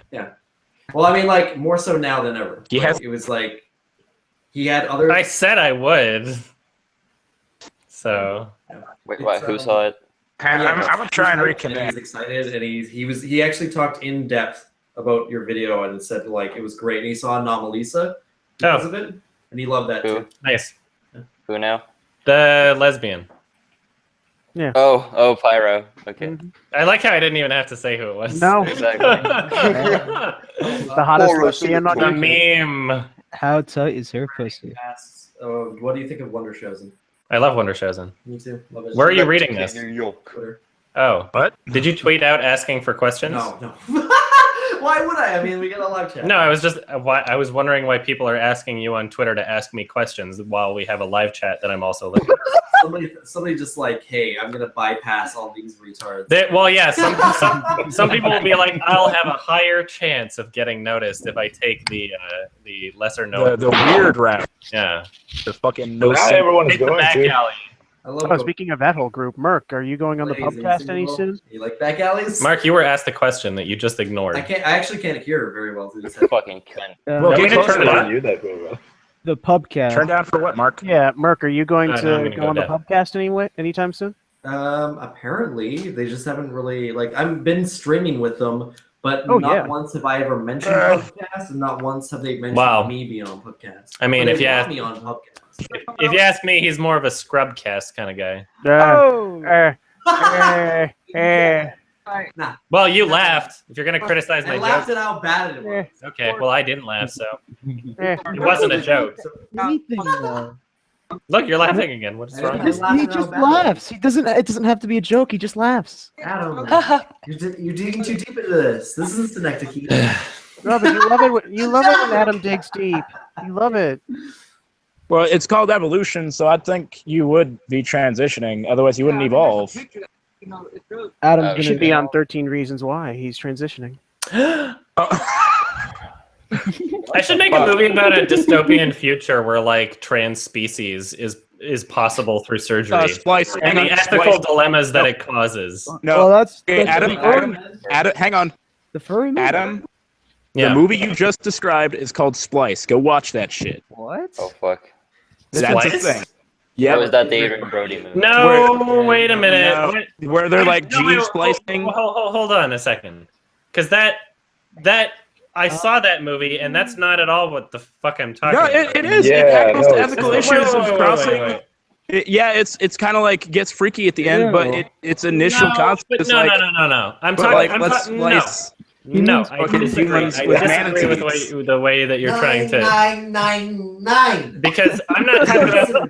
I'm not talking about like the first incarnation and like whether or not we'd be creating some sort of super creature. I'm talking about the social ethical dilemma. Not So of, like it's already, of- so it's not, already not like happened should on we like a play large God. scale. Not like should we play God, but But like, Because- how do we deal we with absolutely living with should. them? well, it's about it would be like essentially the same ethical dilemma that we already face with transgender people. But that like, kind of so, ethical. so it would be it could be seen as How like would it not satirical be? for it. Well, I mean, Adam, there's it could be like a satire for the current ethical debate. It would, Yeah. yeah. I mean, there would be parallels, obviously. Well, I Yeah. mean, like, I don't think that If- debate if really needs you- satire at this if point. you It's do, kinda if young. you- Yeah, it is. Animal Farm. I'm listening, Fishman. if you change your gender, you're still a human. But if you change your, splice the genes, that you're not, considerably not a human. What happens when you're white and say you're black? I don't know. Ask Yeah, the well, I mean, like, NCAA. you could also say like, if you change your hair color, you're still a man, but if you change your gender, then you're not a man. Like, okay, that doesn't really matter, does it? Okay, I guess yeah. as Like, long as it's okay, like the yeah, human like brain. that's As the long as point it's is that human you wouldn't brain, be a human, which is why also if you're changing your gender, the point is that you would be the different gender. Okay, fair enough. Right? Hair It's color not- is a social it's not- construct. It's not like I don't know. Would you I don't have to see make- why it would be would you have to considered make- different. It seems to me like it's the same thing. I guess. I mean, like The they're the same person altogether. Like I've experienced this firsthand, and it's like they it's stay the same literally- person, so it doesn't really matter. It's literally just the concept of being feeling like you're trapped in the wrong body and surgically altering yourself to either officially change or at least make the appearance that you're in the body that you desire. Right. Yeah, like so I don't like see how it's any different, really. And I'm not trying to be like, oh yeah, I'm not trying to like devalue the experience of a transgender person. I'm just saying logically, I don't see the difference if we're talking about just viewing what it is objectively. I guess. Yeah, because like your naughty bits don't define you as a person. Well, and when you have a lot of sci-fi movies, the best sci-fi movies are always that are considering what if scenarios that Yeah, exactly. that I think it's- that we're currently going through. Exactly. There's a lot of dystopian sci-fi so that's like- futuristic films are just tackling exaggerated versions of issues that we already see in society. I have a question. How come we haven't had like a thoughts on like even a quickie on like Blade Runner? You know, because like we got the. Because I've only sequel- seen it once, and I'll watch it Well, again watch it before ag- the sequel's out. Mm-hmm. Yeah, You need to so- watch the final. Okay, cut. cool. Because it's Yeah, Is get it the final Cut cut. Pro? Yeah, you could get it on Blu-ray. Yes, I've seen the Blu-ray. I have it on Blu-ray. I have the best. Yeah, the only cut Mark that has it. So Watch it. Confirmed. Like, I'm actually hyped for the new Blade Runner. I've come over. I've changed. oh yeah, I sides. want to see it. Yeah, I want to see the new Blade Runner. Roger D. Oh God, baby. Denis Villeneuve. Dennis Villeneuve. Dennis Villeneuve. Roger Dulcan. White's camera. It looks like it's actually going to be pretty decent. Who knows? I was just thinking about. Sorry. I was going to say, although I have my gripes about Harrison Ford being in it, because that makes actually like no sense. It's kind of like a retcon. Whatever. I don't care. I was a little disappointed that they weren't able to get anyone associated with the original soundtrack because that is iconic for the original Blade Runner. Oh yeah, definitely. I don't know why I just started thinking about this. Actually, probably because of the hand signals. So as soon as we did this, then I got to thinking like, remember how this was just like okay, and now it's like apparently a white supremacist symbol or something. What? What? Since when? Well, no, it doesn't even. It's exactly. It's bullshit, and it doesn't. I knew it. Casey Neistat was on it. But here's the point that I'm making is that it seems as though, you know, as long as something's like universally accessible, like Pepe was an all-purpose meme. It was literally the most all-purpose meme that ever existed I found a tank in Pepe. history ever. Like it was literally the most versatile meme ever. It did not attribute itself to a particular ideology or purpose. It was literally you could use it for anything. And then all of a sudden the articles come out and they're like white supremacists. White supremacists. This is the symbol of the alt-right, and now it's like a hate symbol. We're right? finally getting on. Essentially what's happening with that and like this and The Wired with like milk is now apparently white supremacist. Yeah, I saw that. And it's all bullshit. We all know, you know, it doesn't matter.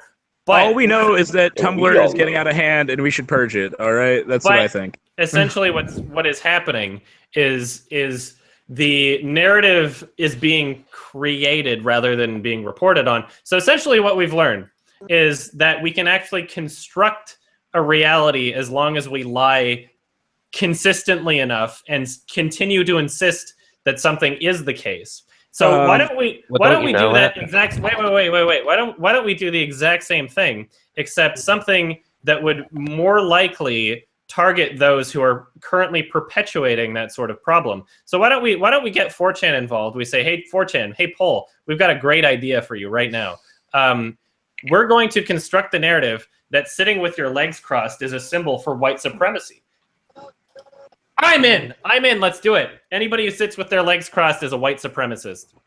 Oh fuck! I'm white shit. supremacist. That's fun. Because that would appropriately target the same people that are perpetuating that sort of nonsense. But wait, All right, if you everybody, don't create We could False say legs like pink crossed, then hair. you're Oh manspreading. my god, we could say pink hair because you know the reason why the reason why it works is because is not just because of them lying about it and them lying enough times. Is that eventually the people on the white supremacist alt-right, like the actual people that they're saying do that shit already, they start doing it to troll them because like Richard Spencer is going to be like, oh fuck, I'll wear a Pepe, even if it's not like a serious thing. They're like, oh, I know it'll make you mad, and so they start doing it, and then it becomes a reality. So now we need to find a way to make it so that it targets the same sort of people that are perpetuating this bullshit. And I'm not sure like the alt-right Nazi people will actually dye their hair pink. I'm not sure that's a realistic possibility, but I think it would actually be cross their important legs. I think it would be important to try and brainstorm and think of something that like actually would make people upset and realize why that's a bad thing. So you know? Adam, you're trying to recreate Randy's experiment in But- Australia, aren't you? But Adam, I don't know. Adam, No, these no, people have the- no from, self-awareness though. They have no self-awareness. That I don't know if they'd even realize that it's like the same thing. I Oh think yeah, they'd of be like, course. But I mean, like, if you know, if Well, I like don't know from what kind of analogy I'm what was looking it? for here. Not The Greatest Liar. That documentary you recommended. An honest liar. What Yeah, did An he Honest do? Liar. Yeah. Yeah, I remember how he took his Mexican friend, or that he found, or no, sorry, Colombian friend, and made him into a psychic, and they took it to Australia, and all the news stations were reporting on it that this guy was psychic, and then he revealed Oh, yeah. later on that's it sounds exactly like what you're trying to do there. In a sense, but with more of a political point. Mhm. With more of a point, because the point that I'm trying to make is that it's wrong to construct that kind of narrative, and sometimes you have to, you know, I think that sometimes it's important to give people a dose of their own medicine, not for the purposes of a revenge, but for the purposes of them to show they're ridiculous. understanding what it's like to be on the receiving side. You know, there were people innocently using Pepes, and now it's like, I Inappropriation. can't use Pepe anymore. You know, you shouldn't be able to dye your hair pink anymore. Then fuck you. Yeah. Should have alt-right Nazis turn I mean- transgenderism into a fucking sign of the alt-right. That'd be funny. No, because that would never happen. No, It that- wouldn't take yeah. off. It wouldn't take off. You know, we need to. Something simple. how Somebody the fuck do you- somebody send this clip to poll, and they'll think of something. Oh, They'll yeah. think of something. All I'm right. sure someone I- here is on 4chan. Mark, can you do me a favor? Oh, sorry. Kill yourself. But also, can you please plug in my laptop? Oh, this one isn't plugged in? It's Hey, not. hang on. We It's can not put even Mark plugged on into the the wall or anything. You might have to remove. You might have to Adam. careful with that one, because that's connected to the Wi-Fi. Okay. Yeah, Wait. Adam. As we hear You the can, great mock English mating call. You could put Mark on this task while we continue this. Well, I mean, with the Oh, you could say with your idea- you could say like hairy armpits. Oh, Oh, fuck yeah. But, like, we could take Oh. it back from them. Or, You could fucking or- have like Lacey or Green beards, shit like yourself. the big That'd be hipster nice. beard. Make the big hipster beard. No, because fun. beards are already being like you can't say beards because You have to people say are already something- like people with beards are racist. Distinct but Oh. simple. Really? Okay, but like specifically the hipster beard. Must mean special forces, you know. What's a hipster beard? No, A full yeah, beard? that's just a beard. The douche beard. No, there's like a That's way they mustache. wear it. No, there's a way they wear it, like where it's not a full beard, but it's just like Go to Seattle and you'll see what he's talking about. yeah. It needs to- it needs- The James, you know, it's I don't know. It needs to be something that they would be upset over losing. It needs to be something where like they'll be like, oh shit, I can't do that anymore. You know, because otherwise I'll be I don't know. labeled as I a think they're racist too because now it's stubborn. reality Hey, hang on. apparently. Hey, Adam. Hey, hang on, one thing. Yeah, Adam. They're all about like cultural appropriation type shit, right? Well, earrings and tattoos didn't originate in white culture, and they're all like white and shit. Oh yeah, there's a million Or- examples of hypocrisy and cultural electricity appropriation already. was Like discovered. but they won't listen to Electricity that. was discovered They by white like it. people. They can't use it. anyway, sorry, someone was trying to say something, and I'm. Oh, yeah. It's like fucking 1 a.m. here, and as much as I'd like to stick around, my parents are screaming at me, so I'll have to get off now. Sorry. Thank you for You have a joining. good night, buddy. Thank you for joining. It was awesome. Yeah. Glad to Good night, support what I buddy. love. Hey, thank you so much. Enjoy your night. All right. Thank you. Yeah. Bye, everyone. Thank you. Yeah. Yeah. But anyways, like talking about your idea, Adam. Like, I think these You people know- are just so goddamn Okay, I'll take stubborn this and so selective with what they believe that I think the you know, problem they is- should rationalize away. Oh, of course, it's like the problem. I think part of the problem is like they collectively control the narrative. So it's like you can't really get people on board unless you have like Huffington Post, Wall Street Journal, like every one of them on board, which is what happened with Pepe, which is what happened with a lot of shit. You know. So- all you need is a certain level of money. No, but I mean, Let's see like, you put up the money then. Well, I would, but I'm a private. We don't get paid a lot. Plebeian. I don't know. It's a thought, but I don't know if it would actually take off. No. Anyway. No. You can say that like furries are Nazis, which I- is already I kind of actually happening. agree. It with that. kind of I agree with that actually. It's kind of so funny. Oh yeah. Like I almost figured I would be like a little upset with identity politics entering the world of furries, but it's kind of funny. It's kind of really, really funny now. Fucking. What about tight pants? Like all these skinny jeans. That's me. Like I mean, like. Well, Adam, you're a white You could totally, supremacist you could now. definitely, make the parallels, like where they're having the Nazi haircuts now. You know what? I think part of the problem. I think part of the problem is like if let's say we did that and it's like every white supremacist decided to wear skinny jeans and hipsters still wore skinny jeans, then it would only be reported that the white supremacists are wearing skinny jeans and the hipsters like they would do it and no one would report it, sort of thing. Yeah, I think that's part of the problem is that like it literally wouldn't there would be no attention paid to it. We have to hit them where it hurts here. We can't just be because I mean, yeah, their nuts already hurt with skinny jeans, but something else that hurts. That's me. Yeah, skinny jeans show off the I don't butt, man. Yeah, we can change the topic. This isn't going anywhere. I actually have. I wanted to ask you a question for a while, Yes. Adam. Oh, do it. Have you ever watched any like classic samurai films, like Harakiri or Seven Samurai or any Akira Kurosawa film? I watched Seven Samurai. I enjoyed it. Harakiri, however, let's see. When's that from? I would highly recommend it. It's a beautiful movie.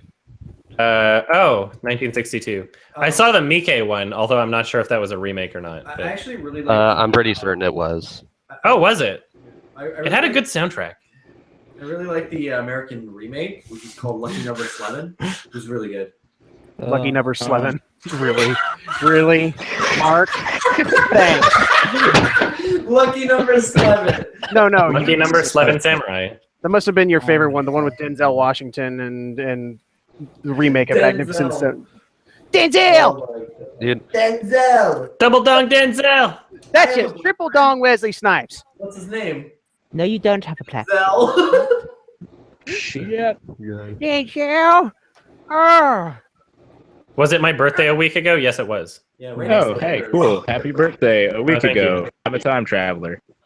Got him. Hey. I want to watch Primer again. I've been itching good. for it. Mm. Every time you watch that, you figure out something new. Yeah. I've been intentionally looking after the equipment they use. I'm gonna have to watch that. In all honesty, Primer. Daniel Reed. What were you saying, Mark? I was saying that it was intentionally looking up everything that they use to film upstream color with, and like the types of lenses in the camera and whatnot, and like the shit they used to film it was so basic, it's insane. It came out so good looking. They just got like a decent lens, an okay camera, just a very simple like shoulder mount, and they made a movie. It's Just like Rinkara. It's fucking nuts. I would say upstream color and the Kara movie are equal in quality. Upstream Linkara. I mean, obviously, To Boldly Flee was inspired by Citizen Kane. Yes. Thank you. Finally, someone says it. Now you're thinking what's I don't know. So, Adam, what are your thoughts on the newest Pokemon games? I don't play them. Ooh, All right. shut down. I find I like They have them. shit Pokemon. You can't use. Yeah, McFarlane the Pan most as a recent Pokemon game I played was Black, and I didn't even beat it. So First Do you- time you've ever beaten a black person in your life. I wanted to make Black. that joke. Sorry, I no, supposed to say Mark got to it first. I wanted to make that It's the joke. first time you ever beaten a black in your I wanna life. say it on stream. Look, Mark, there are only 3/5 people. Give it a break. So, Shit. I don't know if Okay, moving You know on. the funny thing is the 3/5 compromise was never taken out of our constitution. Oh my So god. if you somehow own a slave, they're only 3/5 of a person. Somehow, Okay. Yeah, go Google it. 3/5 compromise is Let's still in the move on Constitution. from Yeah, but slavery is Slavery illegal, isn't. so it's. I It's mean, it like- doesn't really have to be taken out of the Constitution. But it's just funny that it's there. It's like the appendix of the Constitution now. Oh, that's kind of funny. The dogs count as slaves. It wasn't a constitutional thing. It was a Yeah. banking law. It was an amendment, boy. Check it out. I'm not going to comment because I'm not American You man. don't want to He's Canadian. Oh yeah, fuck the Canuck. the Canuck? Hey Adam, Yes. I know. I've been trying to come up with a last question to ask you, but I can't come up with shit, so I'm just gonna say goodbye and leave No for now. worries. Thank You you. have a good night, sir. Everyone You have a else, good night. the same. Thank you. Give the okay sign. Goodbye. Good night. It's okay. Bye bye. I just realized why it's okay. Except you'd have to do it with your right hand. Oh yeah, it's like Because it's like the three fingers to make the K and the O. Yeah. Yeah, I can't do that anymore because Army. meh. But, Wait, you who know. said Adam? That was me. Hey. Yes. Hi. Have you had a chance to see The Void? The Void. Yeah. Yeah, that's a, like kind of John Carpenter, like Lovecraft inspired film. Yeah.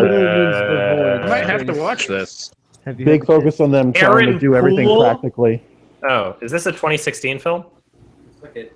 I think that so. It's what like a you're talking limited release. Okay, I'll add it to my watch list. I didn't know anything about it, so.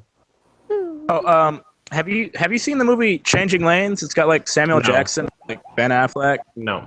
Changing Lanes. So it's like they get in like a car crash and just shit on each other's lives for the duration of the movie. Oh, this one. Oh my god. Holy shit. Yeah. I remember that. God. Like I walked into a room and it was playing and I was like, oh, I'll probably just leave. And then like I heard Samuel Jackson. I'm like, I guess I could watch it a little longer. And then I stayed for the whole movie and I'm like, that was an experience. And I like left and like had to think about some shit. Yeah, they just gotta like try to ruin each other's lives, essentially. But for no real reason either. Wasn't it because of the car crash? Yeah, it was because the car crash and like Ben Affleck's character like said better luck next time to Samuel's character and he's like a recovering alcoholic and shit who's like in a custody battle for his kids and shit and he just wants to be a good dad and Ben Affleck's just trying to be a good lawyer that does the right thing, you know, but like his firm's doing some It's- shady shit. Road Rage taken to the next level. Yeah. Am I excited for the new PTA movie? Yeah, sure. I don't know. It'll be out, and I'll watch it, and we'll see how much I enjoy it. I enjoy Paul Thomas Anderson. Let's open up the. Sorry, the tweets. I was gonna check the Cannes official selection. I got around to watching Hardcore Henry finally, and it was a really fun movie. I'm very pleased with it. And I say it ended in the best possible way with 2 letters. Easy. Fuck yeah. I'm scrolling down my Twitter so I can find the link that I posted to the Cannes Film Festival. There we are. Oh, neat. Links. I guess I can share the link in the chat in just a second. Taking a while. I was gonna tangent into One Bad Day kind of deal from Changing Lanes into. Have you seen Killing Joke yet? No. I don't think I ever will. Short film? No. Well- God, don't. Why? No. The Batman one. Yeah, I know. Don't watch that. I have zero interest in it. All right. Comic. I liked it. As soon as somebody told me that there was like an entire backstory with like that. Yeah, the Batgirl part was unnecessary. You could honestly just skip the Batgirl part and. But I don't and like how it's then you have the animated movie. either. If you're gonna bring it into a visual medium, why make it look so bad? Like, why does it look so bad? It's animation. What's the point? Could have made a fan film with the same quality. It's just like I don't know. It's such a. I mean, it waste might of as well have been a opportunity. fan film. It was like the only way. Like, I honestly think they kind of half-assed it just to say fuck Mark Hamill a little bit because it was like the only way they'd get him to play Joker again. What? Yeah, like so, they were like, "Yo, we want you to voice act Joker again." And Mark Hamill was all like, "No, fuck you, Wait. Killing Joke, bitch." And then they were like, "Okay, we'll give you Killing Joke," and so he did it. Mm-hmm. I don't know. Yeah, he really doesn't want to play Joker anymore. And I mean- honestly, I'm at the point where like they're incredibly iconic. Him and Heath Ledger. Batman. No, what? No, Heath Ledger did the other. Jimmy Neutron. Jimmy Neutron, yeah.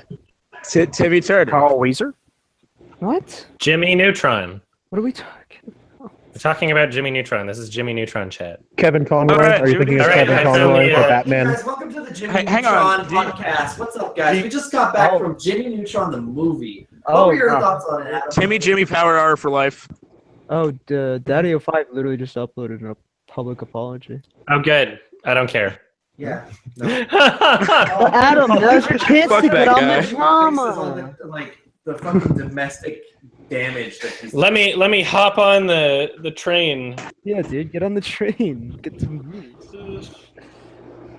Yeah, So- it seems like I don't know. It's just like, oh wow, another big issue that like even if you have literally nothing to add to the conversation, you're gonna make a video about. Great. Yeah. And we'll be gone Yeah, in 2 days. Gamergate did Pretty that. much.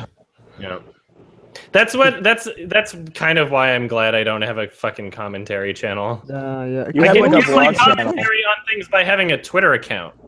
You know, I can give my They always commentary say the on same things by thing, just too. talking about them. Maybe that's sweet ad rev. You know what? It seems like commentary channels are getting a little fucked by the new ad rev thing. And so, I mean, like, I mean, yeah. everyone's getting.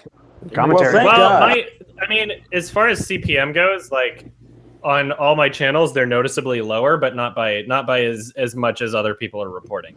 So Well, I mean, don't. it's like ad revenue doesn't really matter for you because you have a. I can't say it doesn't matter, but I mean, the Patreon is definitely the majority of the revenue. Yeah, if half the Yeah, money so- that you make is on YouTube, and all that money goes away, you can't Yeah. say that it doesn't affect the money that you But make. Adam, Yeah, like, it doesn't not matter. The problem is What is commentary the, channels. Go on. It's not the defining factor. the new CPM shift, how does it like specifically hurt commentary channels? Because they basically, it seems as though what's been targeted has been keywords that may or may not have to do with controversial subjects, and a lot of commentary channels will cover subjects and have keywords Have those clickbait titles. like sex or rape or Christian or feminism or something, you know? And so those are getting hit hard in terms of whether or not Well, ads that's are actually ironic. placed. They're getting targeted by the own programs they wanted to put in place. But that's What do you mean? that's weird because my friend. Well, it's like you have like all the like feminist people bitching about like all this stuff and needing to put like. Well, I mean, counts- everybody's getting targeted by it. It's just it's a matter of controversial subjects. Well, it's funny because they're also being affected by it. That's what I'm trying to say. Well, I'm not sure if they started it. I'm not sure if they started it. Well, it was probably like a lot of things like that are typically put in place because people bitch, you know. So that's my theory on it. Yeah, this has more to do with like a targeted campaign against YouTube as an industry. Yeah. This recent ad boycott has nothing to do with SJWs.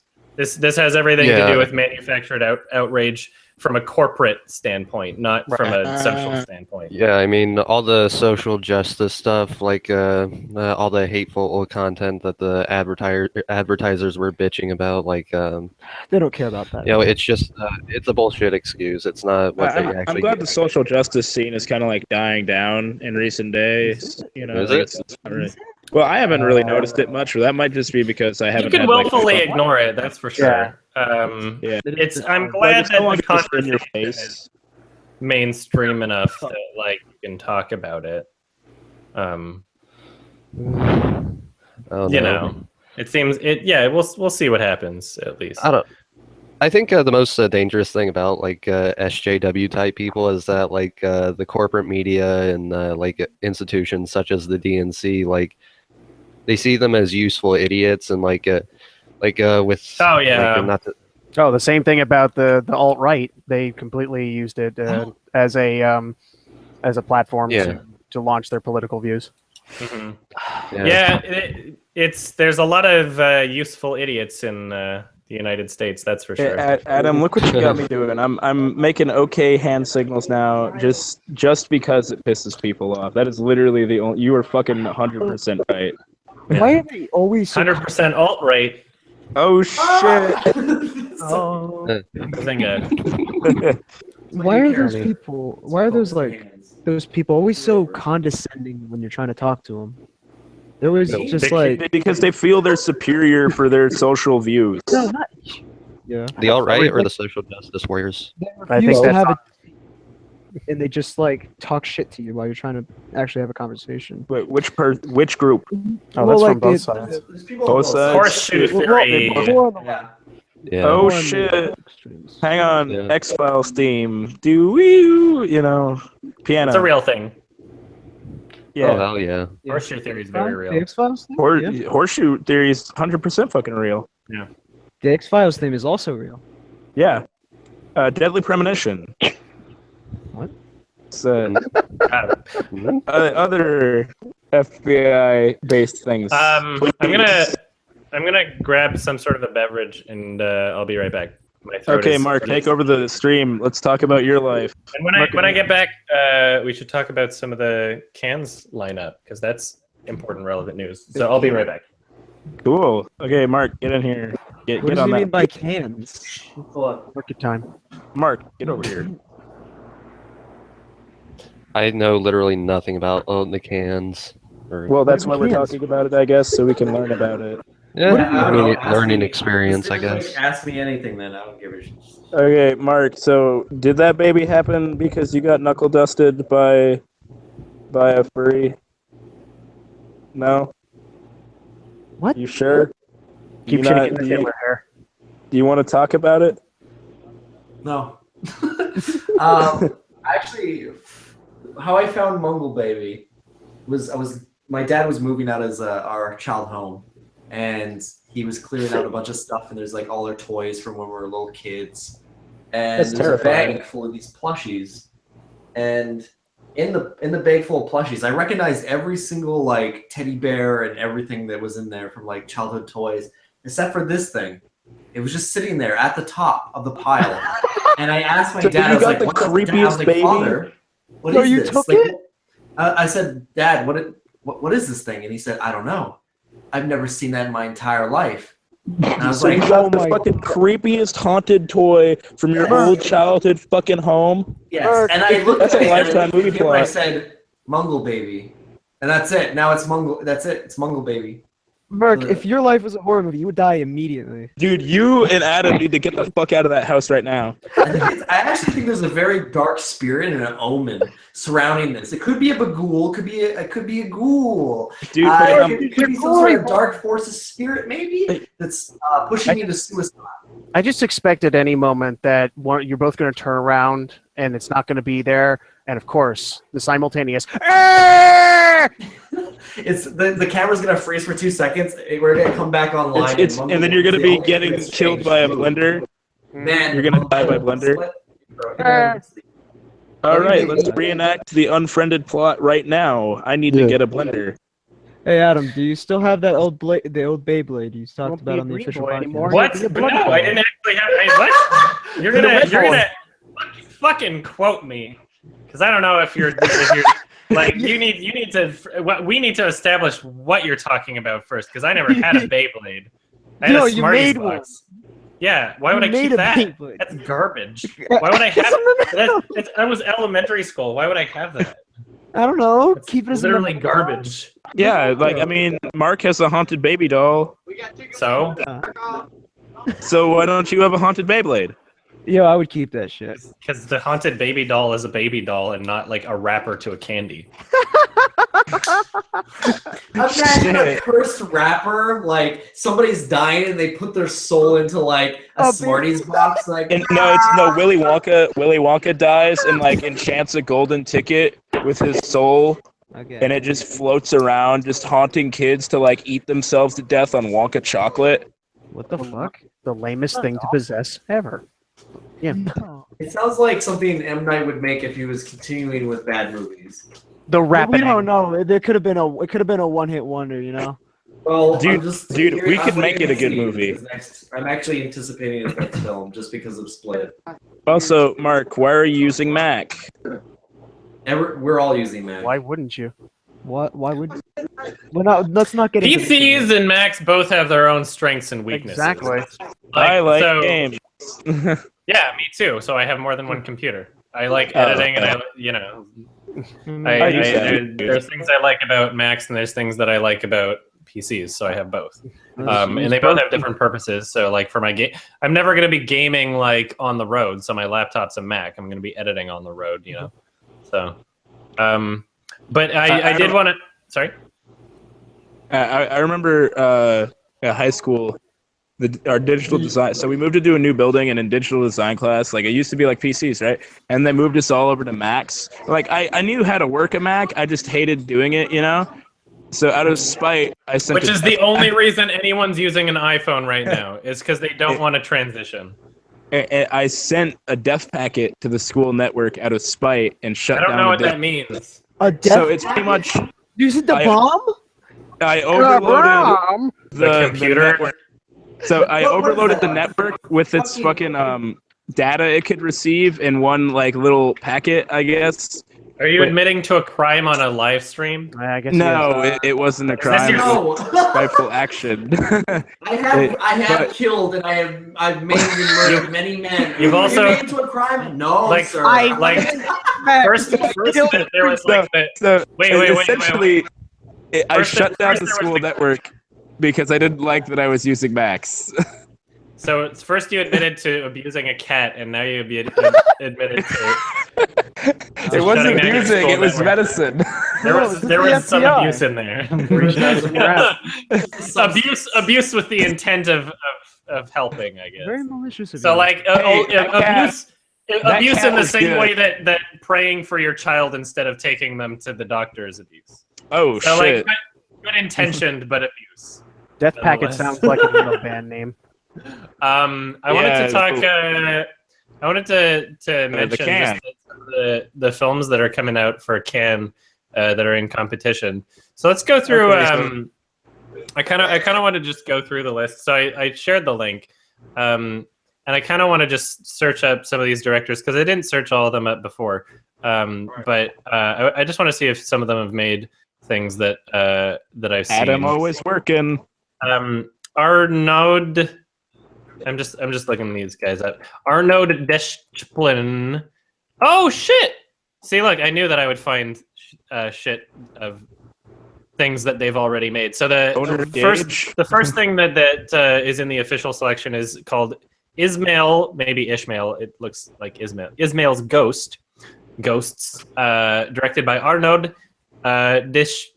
Desplechin, who directed A Christmas Tale, which was very close to showing up on my 2008 list, but it was way too long, sort of thing, and it didn't the length didn't reflect. I don't know. It had some really great parts to it. It's a Criterion release called A Christmas Tale, and it looks like his new film has Marion Cotillard and Charlotte Gainsbourg of Antichrist. So this looks like it could be good. So already it's like It's winning points as you already. Well, part of the reason why the Cannes lineup is so nuts this year is because like every director is somebody that has made a film that I could say like, oh, that was a good movie in the past. Whereas like a lot of the time the Cannes lineup. So you're will hyped be- for it. I wish I was there, is what I'm saying. So all right, next one down. I don't know why. Would you kill to be there? I would rape to be there. Oh shit! What the fuck? Would you rape What? then kill to be there? Sorry, would I rape who? Would you rape? No, would you rape then kill to be there? Destroy the Yes. evidence, you know. You gotta so give that- Scooby-Doo a break.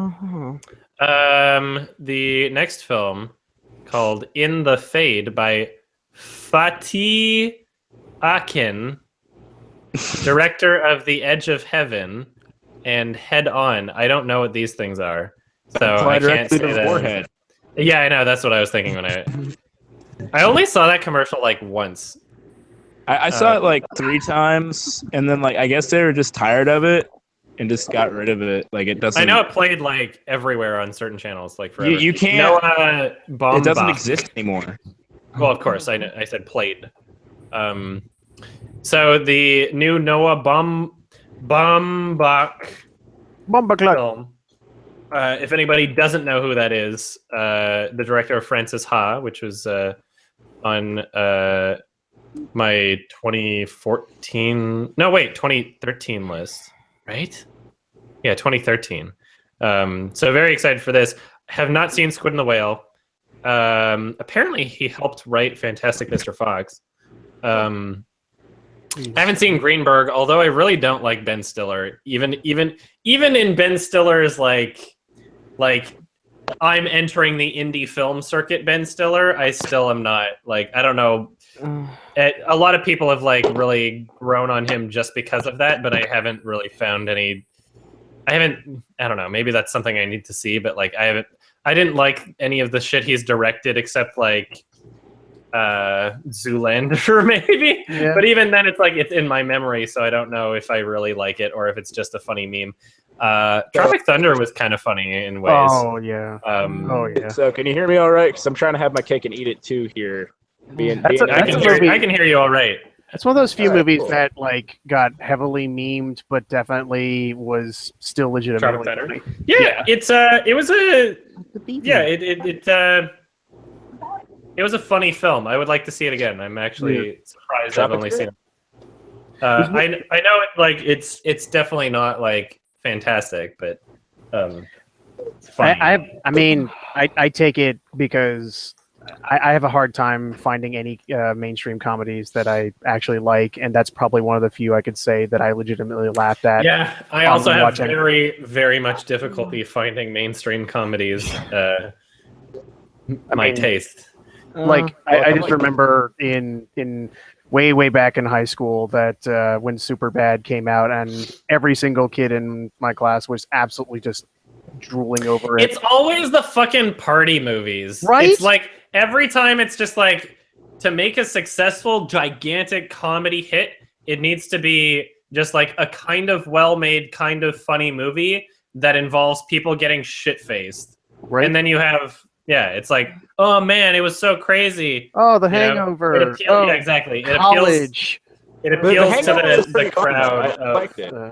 Like Zach Galifianakis. Hangover wasn't bad. It wasn't bad, but it's like I don't know. I feel like to truly love The Hangover, you have to be surprised with how far they take it. But I wasn't. So it was enjoyable, but it Mike wasn't. Tyson was I didn't good. love it. So hang on. One thing. I'm pretty sure you can just typecast Zach Galifianakis as like creepy fat guy. Well, Zach Galifianakis. But he's good. I like him though. He's good at it. He's good. He does what he does it well.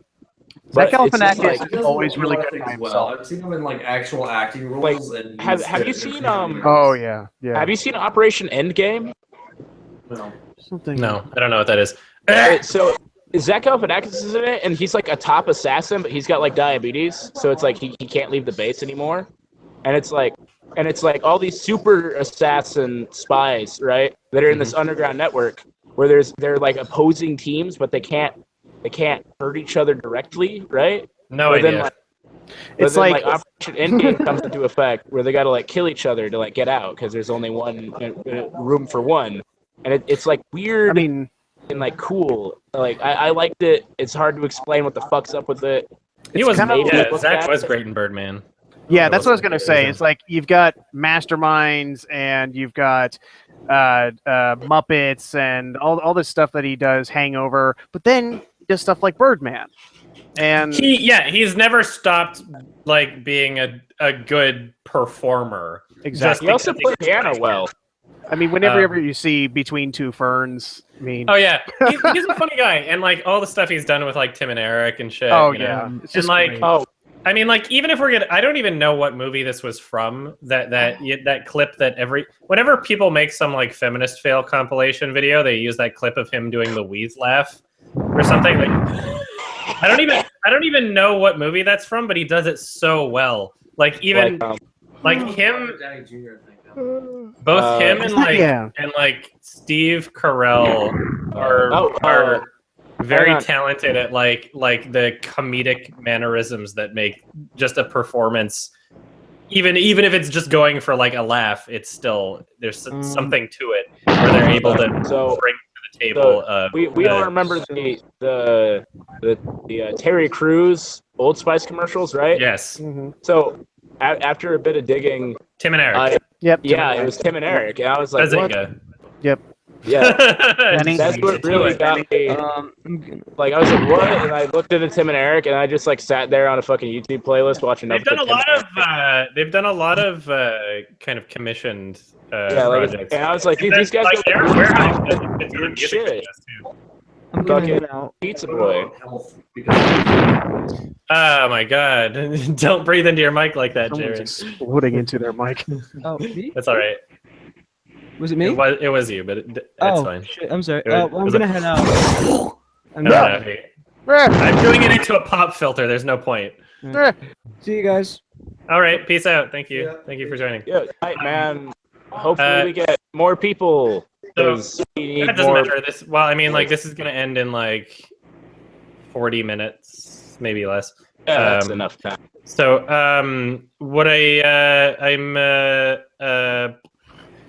I'm still going down the list of Cannes films, and what I'm about to point out is Bong Joon-ho is doing a film with Tilda Swinton, which I know she was in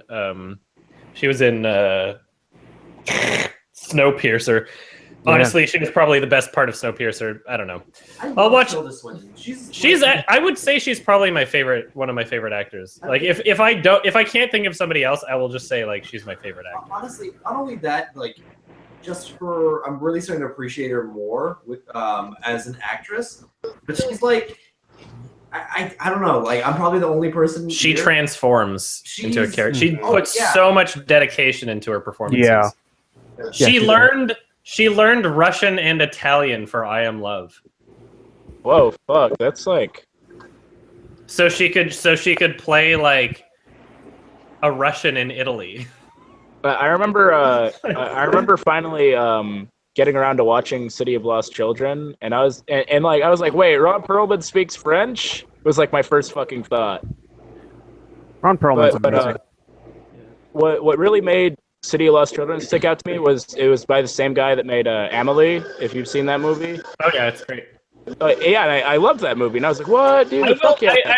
I think City of Lost Children is on my watch list, but But so if it's not, then I'm put going Ron to add it, Perlman but on I the haven't map. seen it yet. I haven't seen it yet. Ron Perlman on the The map. best movie by far was Alien Resurrection. Really good stuff. I mean, Oh yeah, that's so Yes. funny. It's so funny. Oh, I God. want to watch that again. It's so good. I want to watch it again. That is up there It's with so one of my funny. favorite bad movies. I just keep thinking about the weird shots. It's a whole movie of fisheye lens. Yeah, like Right? the guy climbing, the wheelchair guy climbing up, and like all the that's all that sticks out to me about the film is just how weirdly shot it was. I never thought that an alien movie would be filmed with that much fisheye lens. Yeah, it's so Great. weird. It's so good. Oh, Like the fun alien little movie tidbit. would look like Baby Geniuses. Oh my god. All right, let's see. Sorry. Oh, I want to say one thing quick. No. Fun little tidbit, fun fact about Alien Resurrection. When Sigourney Weaver did the backward, over the head without looking dunk, or like shoot like the ball in the hoop, whatever. I don't even know what that game's called. Basketball. That was her first try. She actually got it, and every Holy actor's shit. reaction is genuine. Oh, yeah, she yeah. actually just walked away stone faced. It was amazing. Damn. First try. Boom. Well, and I guess that's in tradition with those instant kind of reactions with how Yeah. they did the stomach Yeah. scene in the original. Did you know that in Django Unchained, when Leo DiCaprio? Yes. Stop! Real blood. Yep. That's the I line. knew what I was Hang doing on. there. That is a fun man fact, have you after seen- an Oscar, right, in that movie. Have you seen Fury? Yes. So we've seen Fury. So you know Shia LaBeouf. There's, right? there's, He also, actually- There's ripped his wind own in tooth someone- out. Wait! Hold the fuck up for a second. There's a shit ton of wind coming from Sean's microphone. Sorry. Thank you. Okay, so We need to fix he this. ripped his own There's tooth no- out. Okay. He No, had I know. a tooth Sorry, removed, and but there was cut like his no own reason face. for it. There's no reason just, for what he did. just did it. He just did it because he felt the character needed it. I think Like, he that was- did it so that he could write an article about it. I think it's one of those like Jared Leto in the fucking Suicide Squad. It's like, ooh, did you know that he was playing pranks with people on set? Yeah, oh my- one time he got them, but actually there was I'm like upset salt with instead of sugar. I'm upset with the new Joker, with just how he looks. Like Oh, yeah. he's not Joker. He's just a fucking like little faggot gangster. Like that's what he He is. is. Like He is. He's I am literally like somebody thoroughly who upset. saw Oh, the hey, Joker Alan's and back. dressed up Hello. like him and tried to emulate that. Well, and the real like sad part about the whole Hey. thing is that like Jared Leto, he really believes in it. Like Oh, you yeah. can tell that he really shouldn't have. Oh, It he was- should. Did he ever see any other? Really, Did like- he even watch like It wasn't Dark even. Knight? It wasn't Like, even like the movie or like his. He just like he's totally into it. He's He like should not have that been mindset. cast as the Joker. and He's oh no, fucking not at horrible. all. Like, I, mean, I saw the trailer and I knew Wait he a was gonna fuck second. it up. Like I He's saw not the an trailer. awful actor, but Yeah, he's like, there's no way he'd be able to fit the type of what He's putting the role so- demands. so Yeah, much. Another into such DC shit. villain ruined. Batman v Superman. Anybody else angry with that Lex Luthor? Because I was fucking. I livid. loved it. I was. I haven't even seen it. Yeah, I was super bad about that shit. I was Everybody, like, dude, this motherfucker. I don't want to hear too much about it because I still want to see the movie because it seems really funny. So no spoilers.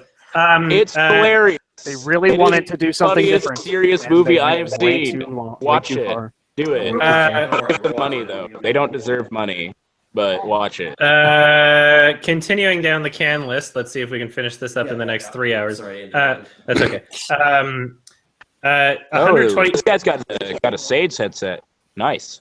120 beats per minute, directed by Robin Campillo. So I have seen one film from him. He directed The Class, which I thought was all right, and not you know, like it wasn't. It was a little.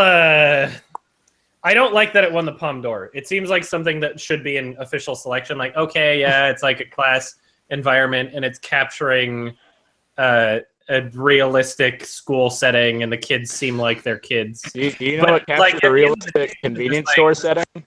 At the end of the day, The Class was just like it seemed so uneventful. Sorry, what did you say? Okay, well, forget the dumbass Kevin Smith comment I was going to make earlier. I will. Speaking of class setting, you ever see the movie The Wave? Yes. It was bad. That's a class setting. It was bad. I didn't like it.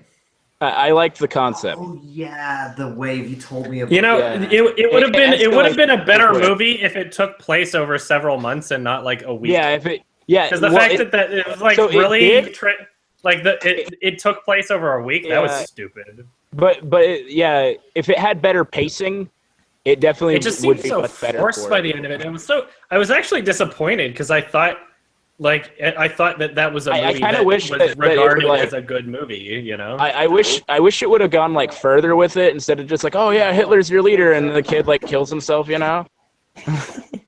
Spoilers. Yeah. Yeah, sorry. Spoilers. Whatever. Yeah. It's not too big of a deal. It's old as shit. If you haven't seen it, you have no interest in it. It is past the 10-year mark, but I would prefer Yeah. not to have spoilers in the Yeah, about movies my in a. bad. No, that's fine. I'm just letting you know. So I didn't spoil Batman v Superman though, other than my anger with Lex Luthor. Sophia Mark Coppola got a new film that's on the Cannes list. Lost in Translation was all right. Yeah. Virgin Suicides was all right. Oh, Nothing else that I can even say was like even decent from her. So we'll see what it's like. Although I will say one thing: literally the only thing that I know about her new film that's on the Cannes docket of official selection, the only thing that I know about it is that the trailer spoils everything. Is what somebody posted in my subreddit. So just giving you guys a PSA. Don't watch the trailer is what somebody said in the subreddit. Yes, I wasn't planning on doing it anyway. What camera is that? The GH5. Next on the Cannes official selection, Jacques Doillon. Let's see who this man is. He has not directed anything that I've seen. So yeah, this one has people that I don't know in it. So yeah, I don't know what to expect from this one. It's called Rodin. Next down, Michael Haneke. Oh shit, boy! His return from the his previous film was back in 2012. If he wins the Palme d'Or at Cannes, he might be the first director in history to win it 3 films in a row. It's a hat trick. Will you eat a shoe? Sorry? Will you eat a shoe if he does? No, I'm not. Come on. What is his name? You'd rather not eat your shoe. No. Werner Herzog. I'm not Werner Herzog. There you go. Got him. Good eat shoe. Most can or what? Let's see. Most Palme d'Or wins. Let's see. I guess that's your top priority then. Happy end. I need a shoe. Oh right yeah, I would like. I wish I was there, man. I wish I was fucking there. Isn't Cannes is in multiple Wyoming, award isn't it? winners? Let's see. So as it is, Michael Haneke is tied with 1, 2, 3, 4, 5, 6, 7, 8 other people for having won the Palme d'Or twice. And as far as I know, he's the only one out of all of them that won it for 2 films in a row. Other double Palme d'Or winners include Francis Ford Coppola, Jean-Pierre and Luc Dardenne, and Ken Loach. And I think Ken Loach just won for the I, Daniel Blake. Yeah. Which was great. I love that movie. Those were really was that 2016? I think that has to be 2016. Okay, I got a question. Have you seen Westworld yet? No, and I'm not going to see it anytime soon. So it takes a lot to look. Takes a long time to watch. All of the episodes are an hour long, so it will take you some fucking time. But of what I have seen of it is not on my list of priorities. Yeah, but There's like, other. I'm not saying like review it or anything. anything. Just like if you've got free time, like check it out. You know. Yeah, I'm not gonna watch Westworld before I watch The Wire. So, Adam, I do have I do have 2 things I want to ask you. Yes, please ask. What did you think of The Witch? It was good. Yes. It was good. Yeah. 10 out of 10, I would say. I think. These. You said 10 out of 10. I Casey? said 7 out of 10. I was going to say. No way. I thought so. I love The Witch. Oh my god. I know. Fucking Nick Spheres thought it was like a masterpiece. I wouldn't go that far. I watched it actually in Massachusetts in the winter, so I got the whole like. Yeah, I can see that. It was a nice little indie film that was able to do some kind of impressive things for the budget. Oh, yeah. It wasn't perfect. Some of the acting was like the little boy was sometimes great and sometimes shit. The twins kind of. It was really hit or miss, and without spoiling anything, I felt like the ending kind of was just thrown together. Not the last shot, not the last scene, but the conclusion in general felt kind of just like they just like but we're not going to spoil anything. I didn't mind it, but I know what you mean. I kind of it did kind of feel like a little. I guess I felt like I was expecting off very well. I didn't think. I guess I was expecting the movie to have a lot more of a feeling of hopelessness. Like there was absolutely nothing that they could do at any moment. They were just completely trapped. I just didn't feel that as much as I thought there would be. Yeah. But yeah, it was a good. I would recommend it. I'll watch it again. There's one movie I did want to recommend to you to add to your long list. Jimmy Neutron. Jimmy Neutron. You know, yep. I just. It's called Kilo 2 Bravo. Better than it sounds. It takes place completely. It's based on true story, and it takes place completely within a 20-foot stretch of a minefield in Afghanistan. Oh yeah, 2014. It's pretty much. It's on my watch list. Yeah. Oh, I remember the trailer for this. 1996. One of the best year for movies. One of the most tense movies I've ever seen. Like Okay, I'll keep this open because this might be something that I was gonna like. It's already on my watch list, so I think this might be something that was on my 20 that because I haven't finished watching 2015 films. So we'll see. This might if I like it enough, it might make it on my 2015 list. It might be something that I was planning on watching anyway. Sitting cross-legged in the new army uniform sucks balls. Like my legs are always falling asleep and my butt cramps. But it's like apparently it's like the best fitted uniform that the army has had to date of all time. Yeah, that's what they're saying. It used to just be a metal night suit, right? Yeah, but it's like nice. It's got a good camo pattern to it, and it's like got plenty of pockets as you'd expect. I did not expect to review army uniform just like that out of bitching, but I just noticed something that's tripping me the fuck out right now. I'm playing Persona 5, and like we're in like a diner, and like the background NPCs now, they're just like sitting there, just like over their fucking food, just like rocking back and forth, like not doing anything, and I'm like, wow, very strange. I think somebody wanted to say something. Yeah. There. Okay. When going backwards, what year are you thinking like you're going to do the decade, like the top 10 of the decade? Because you're doing 2007, so I'm like, is it going to be 2006 up to 2000, and then I'm going to go as far as I can within the realm of how much time I have and how long I live. So I'm not worried about hitting. I'm not worried about hitting a point where I have to stop because I don't think I'm gonna live long enough to do a top film of 1960. So I'm just I'm gonna continue going back, and I might have to, if I'm too busy in a year, then I might have to sacrifice not going back a year. Like I didn't do my 2007 list last year, but I'm gonna try to do it this year. So I mean, like if next year I'm way too busy, then I might not do 2006 until 2019. I want to continue on this this can list. Excuse me. So we got Mikhail Haneke, and if he wins the Palme d'Or for this, which I would fucking love, even though I haven't seen the film and I'm just completely biased. I would love it if my favorite director won the Palme d'Or. Got like a world record and shit. I want him to get that validation, and I want. I'm sure he already understands, that he understands the implication. So it's probably gonna be like a fucking awesome movie because he's gonna be like going all out to try and do that. I don't think his goal when he makes a film is to win the Palme d'Or.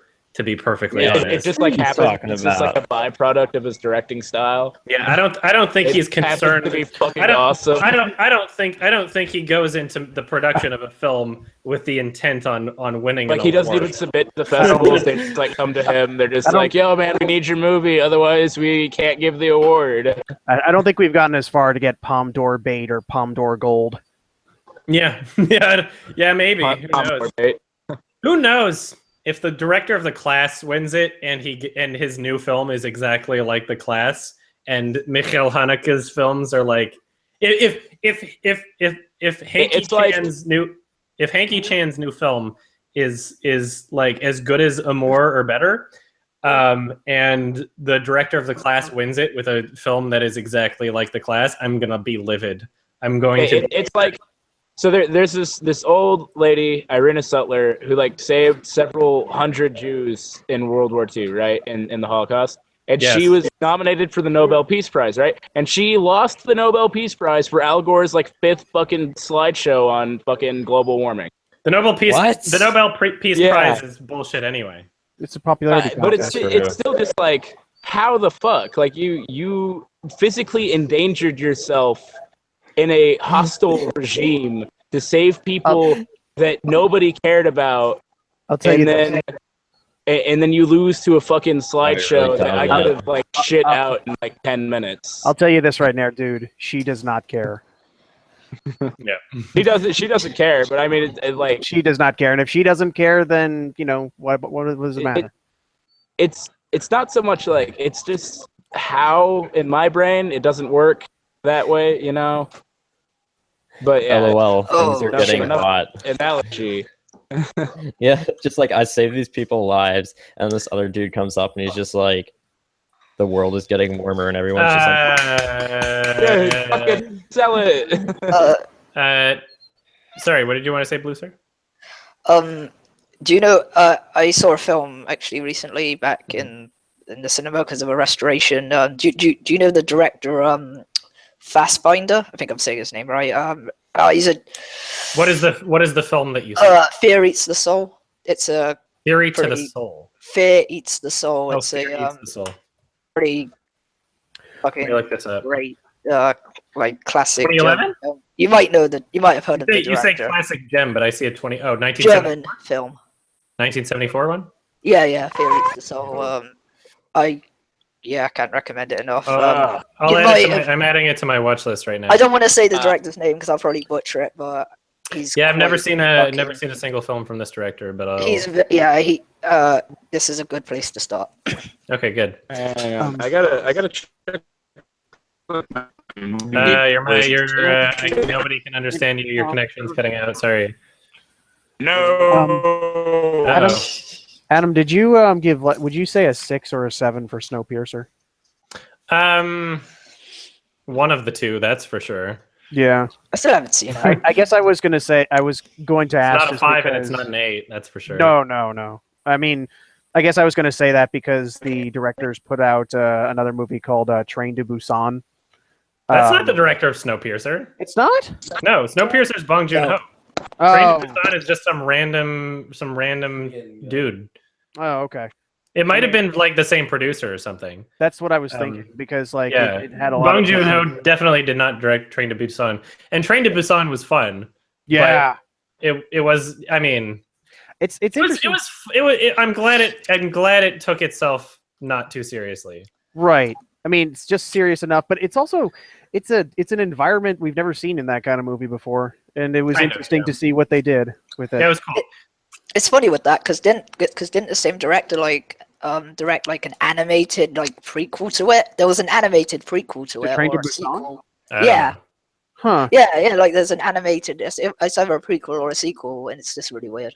I don't know. Well, if it was a sequel, I'd understand, but the prequel, like everything was just starting at that point. Am I good now? Your mic is better. Yeah. I'm gonna look it up actually. So thoughts on Lifetime movies, just like as a genre in general. Why? No opinion. No opinion whatsoever. No comment. It's not what I'm saying. It's just like something that me and my mom would do like really late at night. We'd just watch Lifetime Movie Network. Lifetime has the same production quality and quality of everything as Pureflix. It's like the Bad Things Happen to Women channel. That's what it was. But it was like they always found really nice like houses to film these horrible things in. Lifetime has the same dynamic in terms of production and story writing and how much time they put into it as the Sci-Fi channel. Yeah. I'm not saying like it's more of just like a thing to do rather than like a thing to review. Why the fuck do you leave a comment on here again? That's a sorry. That's a good way of putting it. It's a thing to do rather than a thing to review. Yeah, my alliteration is accidentally amazing. So on the Cannes docket, we've got new Todd Haynes film, which a lot of people are excited for. Unfortunately, I've actually never seen a Todd Haynes film other than Carol, which I wasn't actually impressed by. But I know that a lot of people really love I'm Not There and Far From Heaven. So who knows? I'll see what those things are like. Carol was all right. Did you ever get around to watching Kung Fury? Yeah, of course I did. I love Kung Fury. Yeah. So 1 out of 10. There was never a get around to watching it. I watched it like before it blew up. I watched it like the instant it got released. So it's a fun out of 10, isn't it? For sure. It's fun. Like one of my buddies reviewed it and he was like, imagine if you took all the CG of today and the cocaine of the 80s. It was Yeah. it was a nice short film that I Yeah. think worked really well. I really feel it could be successful as a buddy cop show. Like I would watch that. Like I would get up every Saturday morning to watch a new episode of that. I feel like it would get old after a while, though. I don't mean, know if like- they're working on anything else. They might be making like a full-length version of something. I don't Maybe. know. Like I don't remember. I feel they handled it really well with just like the like 25 or like 30 minutes that they did it with. They like developed the universe. They were like, this is they established that it wasn't serious right off the bat. They're like, this is some weird shit. Be prepared for Speaking weird of shit. short film, I just saw King Candy last night. I finally got around to watching Ralph's movie. Really impressive for like high school. Like I'm actually very impressed by the quality of that movie. I mean, it doesn't like it's shot got on an like IMDb a shitty kit like entry level Canon with a kit lens, so it looks terrible. It looks like trash. But you know, and not all the angles are best, but it's amazing. It's like for what it is. Like I'm shocked by how good this movie is. Like so but he's coming out with a new movie, Lover, and that looks incredible. And he's Flubber? Yeah. I know, but resurrecting Robin Williams. Flubber, oh shit. Robin Williams' corpse. His shot composition has gotten so much better. The camera's like a Black Magic. Like Oh, is he using a Black Magic? So speaking of Robin Williams, the day we heard about like Mark him- wasn't done talking. No, he wasn't. Okay, yeah, do it, Mark. Yes. Definitely go check out Lover when it comes out. It's gonna come out sometime this year. But I'm actually really excited. Like, go see King Candy too. It's on his website. It's free. It's like 40 minutes, and really good movie. Like, if you want to learn, if you're like, especially after you're around the high school level to like just out of high school getting into like film school, definitely watch that. It's a great example of like, hey, I could do this too, maybe. Like We can do it too, boys. Yeah. Like, Who made- Sorry, it's who- a story of like they made something Poison good Baby. with shit stuff they had. Who made Boys what and you're a talking Moogle. about, Mark? Ralph the Movie Maker. Ralph Maker. His name's Ralph Sepp. Oh yeah. Okay. I'm not saying that as a plug. He was just actually good. Yeah, no, I Really think I've well seen the written. trailer for something actually from him. You know how much you like to plug things, Mark. We got like 20 minutes left in this hangout. Just FYI. More cans. A bunch of Wow. questions. Find us more can. Oh yeah, shit. Has anyone seen? I saw this recently. Has anyone seen this French film new release called Raw about this Yes. like vampire? I actually saw it in. It was fucking. good. I don't know if I can agree. I mean, it wasn't Are we bad. talking about? it Are we was talking about like the Raw. count thing? Yeah. Yeah. It was. It wasn't bad. That's for No, sure. it wasn't bad, but I wouldn't say it was great, but I would say it was hard to take seriously. I think for me, anyway. I don't know how seriously it was trying to be taken. Yeah. I might see it again. It definitely had like an element of like just pure shock value to it. Sure. Like it was definitely trying to be like a Provocative. kind of, yeah, it was trying to get the oh reaction. I think you've already you already said something on it, but I'm not sure though. Did you ever watch the movie Old Boy? Yes, of course. Like everybody's seen that film. Yeah, like I got around to watching it, and I was just like, God damn, like it took a while, but it got there. It's an old boy of a Don't film. watch the remake. Well, of course. As long as it's not old school. Yeah. Yeah. Ugh. Everyone's like favorite movie, at least in the town I grew up in. It's like everyone's like, "What's your favorite movie?" Oh, dude, old school. Will Ferrell. Oh. Yeah. Oh God.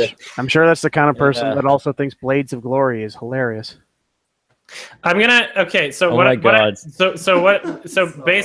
what I'm gonna do right now is I'm going to go through the rest of the can official selection. Shut And up, we're let- gonna see if we can finish this before 10 minutes from now. And after that 10 minutes, we're gonna have a free for all. Anybody ask whatever questions you want before the end of the stream. But if we don't finish the can official selection before 10 minutes from now, I'm going to politely pretend as though everything's okay and then cry half an hour later, alone in my room, and slit my wrists. So, That'll be your feature film. I miss my wife. So Your experimental film. we talked about everybody up until Todd Haynes. Okay, so we got official selection. We got Michael Hazanavicius. Yeah. He directed The Artist, so he is also a Palme d'Or winner. His new film's called Redoubtable. So again, like very literally just like overwhelming amount of directors with features that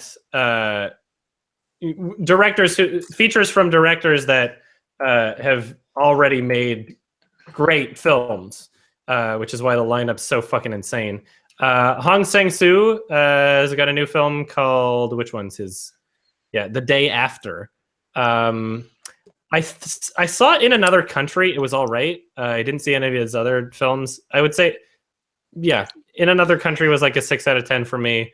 So we'll see what his new film's like. I'm not really expecting anything insane from him, but at least he's somebody.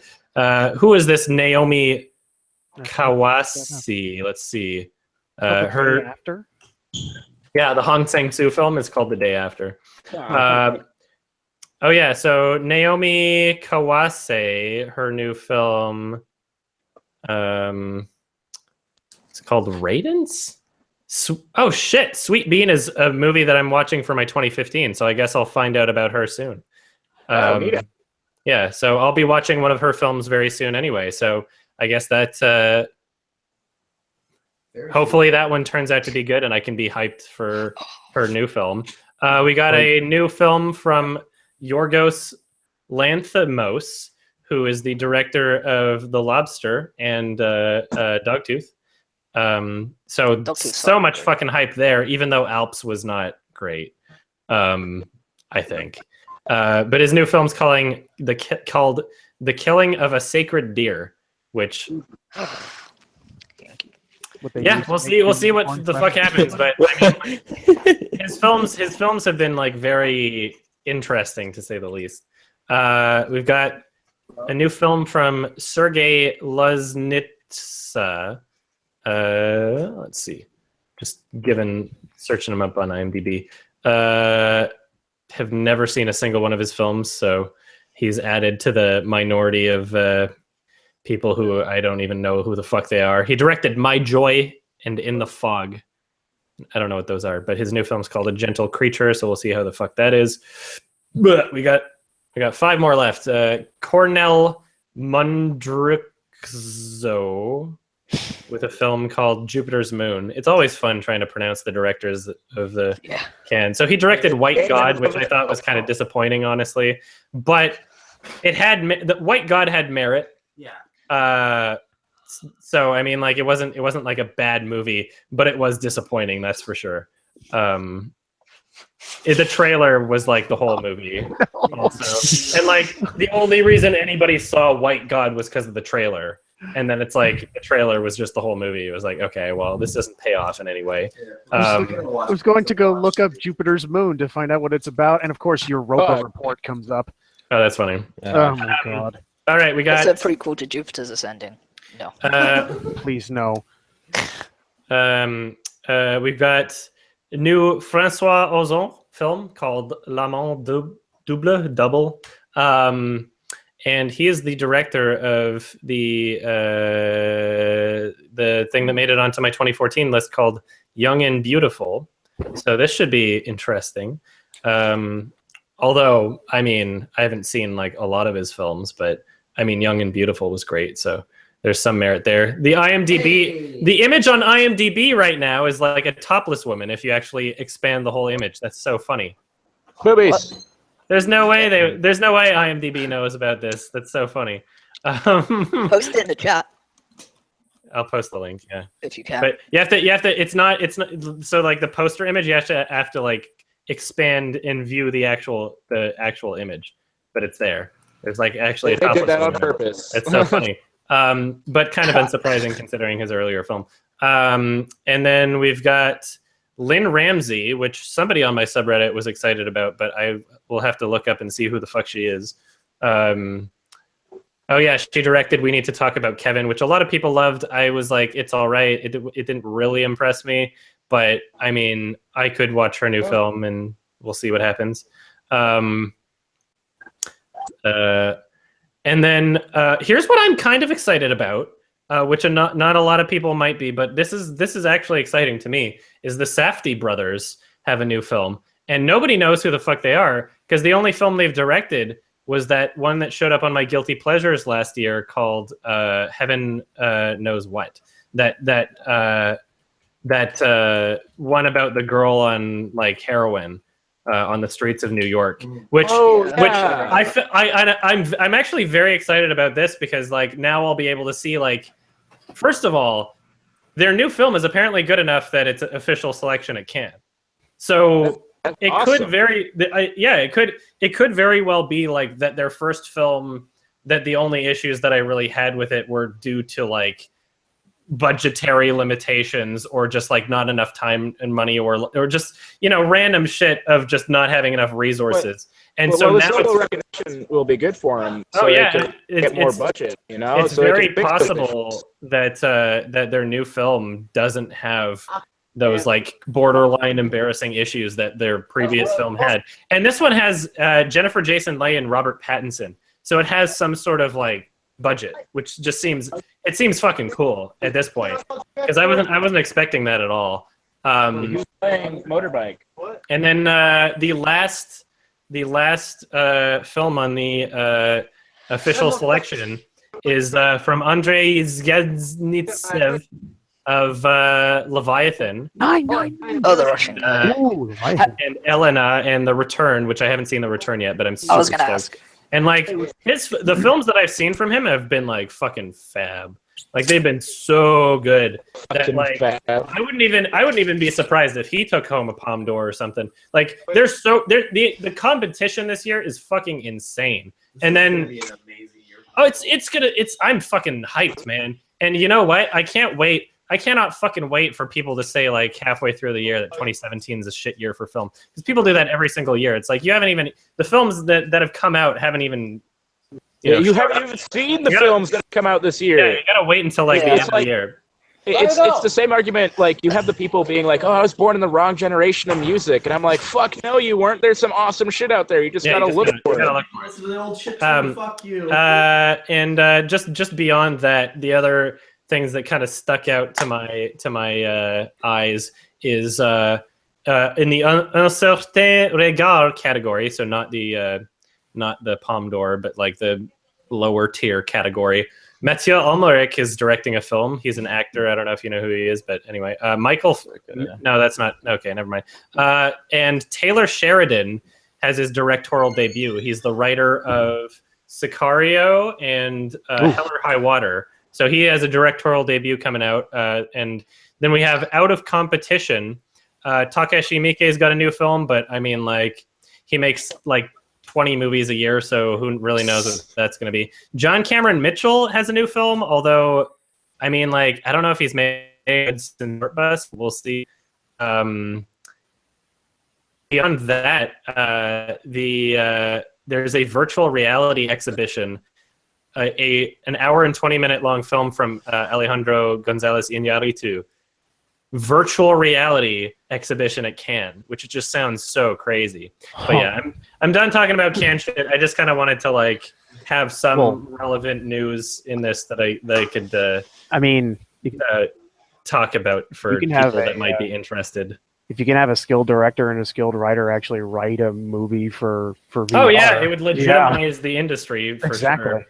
And I mean, like, also what I'm excited for in terms of like VR is Valve is supposedly making games again. For VR. Full VR game Half-Life 3 experiences. VR confirmed. Who else would be right? VR? Like I got an opportunity to play the new Resident Evil on PlayStation VR. Oh yeah, and I haven't played it yet, so no spoilers. Do it. No. Do it. Do Get the I will VR be rig playing for it. Like Um, get the VR. Do it. Oh yeah, I Fucking wouldn't play it any other way. I definitely want to with do the VR. With the VR, it makes it fun just to watch it too, because like we had like this tiny little monitor hooked up, right? And it was like, and then we had the guy with the VR standing in front of the camera, and then you felt like an operator in the Matrix, because we were like making sure you didn't get tangled in the cables and shit. It was like really cool, and I'm like, dude, VR is gonna be fucking awesome. Like I'm probably gonna be picking up an Oculus system. I would think that yeah, there's no HTC Vive yet. It's next year. Yeah, so here's my question about the support for the Vive, even if it does happen with Resident Evil 7, is what I'm concerned about is that if it becomes a Vive title, that it might be a sit-down Vive title. And not something where, because I mean, like, how would you incorporate that? So it's Resident Evil 7 is sit down most definitely. Well, we know about we're not talking about PS4. We're talking about Vive. Vive's coming, like the Vive is in the HTC Vive is in production. So that's what we're talking about is. It should be a full room, honestly, if they want to make full use. How that would be possible. And so what I'm thinking is, like, if we stream Resident Evil 7. I might want to just do it on the PS4, and that way I'm not worrying about the computer that I'm using to stream and capture with having its resources taken up by something when it doesn't actually need to. If I were you, I would do it on a PS4, because with the game itself is a very restricted environment with like tight hallways and stuff. It's meant to create kind of that claustrophobic feeling, so you wouldn't get much extra from the full room experience. Well, I'm assuming that there won't be a full room experience anyway. I would think that also. You're not going to be able to like honestly. run around. That has to be an because you're going to shit your pants at some point. Yes. Like some of the. I'm just talking about like purely mechanics wise from the footage that I've seen. You need to be like walking forward and walking away from things, which you can't really like. Every Vive game uses like teleportation. Because you can't really walk around.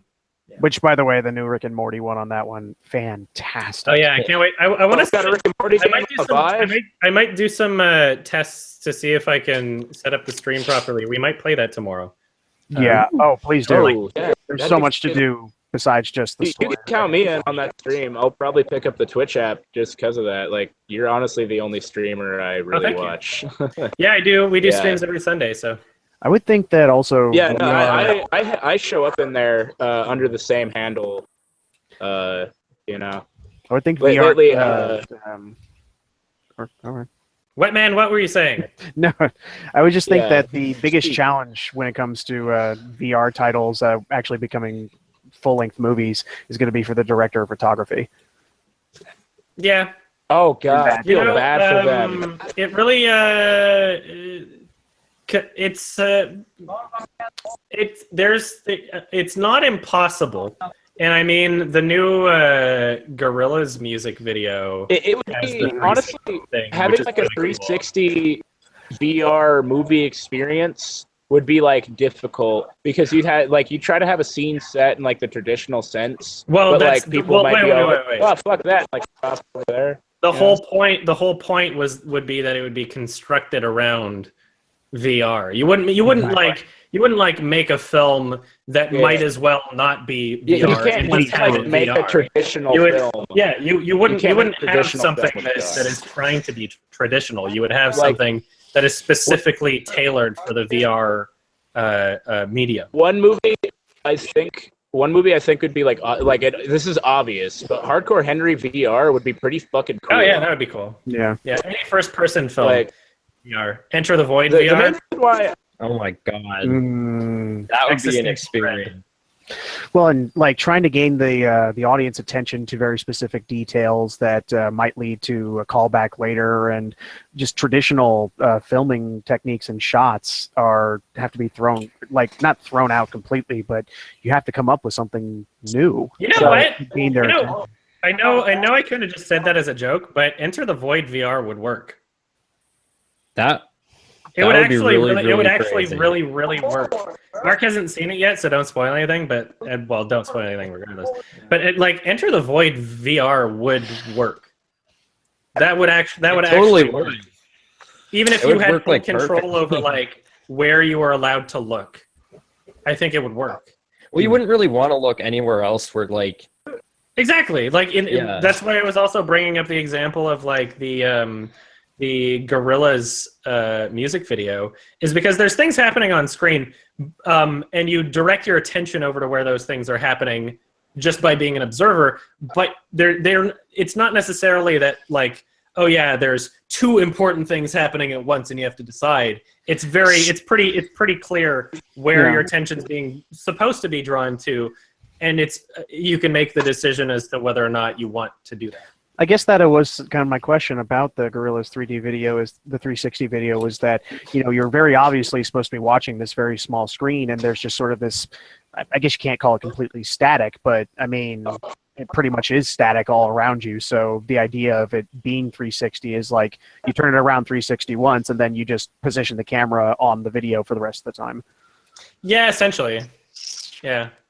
Speaking of Enter the Void, have you seen Irreversible yet? Not yet, and I'm looking forward to I it. keep Does this have a Blu-ray, by the way? I want to look this up. It does. It does. It I does? mean, is that a good transfer? I don't know.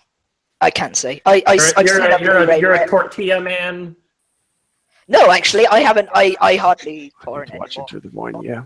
Oh, And wait. I'm actually being serious, right? I just looked up Irresistible on Blu-ray, and that's not what I wanted. Oh, God. I don't know what Yeah, that that- is. But Version Let's Français. find out. Import, French import. No, I don't know if this has a Blu-ray. So It does. I Where? swear it does. There's no. Let's see, Amazon.com. Oh wait, ABC. Oh, there we are. Oh, Yeah. nice. It's region free. So From speaking of cool Australia? technology, I might get this. I might just pick it up. yeah, Get it. mail it. Yeah. So speaking of cool technology, so when looking for like shock value gifts of like injections into eyeballs to like make the joke, oh, I just inject crack into your eyeballs to stay awake, I guess. But anyways, besides the point, I discovered that last year apparently Google put a patent in for Google Eyes, where it's like they make lenses that are like self-adjusting and shit that can like link up to devices, and they just like put them As in like eye. contact lenses. No, as in like they like, you know, cataract surgery where they take the lens out of your eye and like replace it. Oh, interesting. They do that, and I was like, what? That's cool as fuck. But like, That seems. That's quite the dedication. No, I think Where'd Google's. you read that from? I think Google is legitimately preparing for like the most dystopian futures we could imagine. Yeah, I know. It's like I want Google to do it. Like, I'm not gonna lie. I love the idea of cyberpunk. I've always been kind of like, oh, wouldn't it be cool? Like if there was like a badass cyber hand or arm that you could get that was like better than your regular human arm or hand, you know, I would totally be like, dude, fucking cut that shit off. Let's do this. yeah, I mean, like where we are currently with like corporations being people and no privacy and targeted It's ads. becoming and, a thing. Like all I was No, gonna it's say. not Gotta watch out for Big Brother. It's more than Big Brother. It's like Big Brothers. All I was gonna say is that with where we are now, a lot of people Big Brother.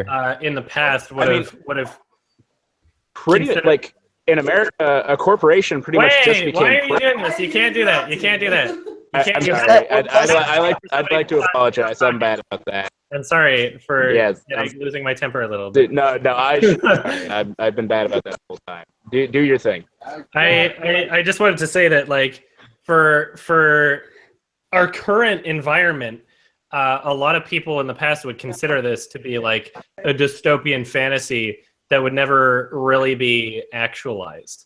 And so I would not consider it to be out of the realm of possibility for what we currently consider to be a dystopian fantasy to actually be a reality. Like Donald Trump is president right now. You know, like there's a lot of shit that like nobody what I was expected that makes it seem like we're living in some like weird fantasy cartoon. You know, The closest one that I've ever seen is the Shadowrun universe. The what? The Shadowrun universe. Oh, I haven't seen that. Shadowrun. Yep. It's really it's the dystopian future of the idea of vast corporations basically controlling every aspect of society.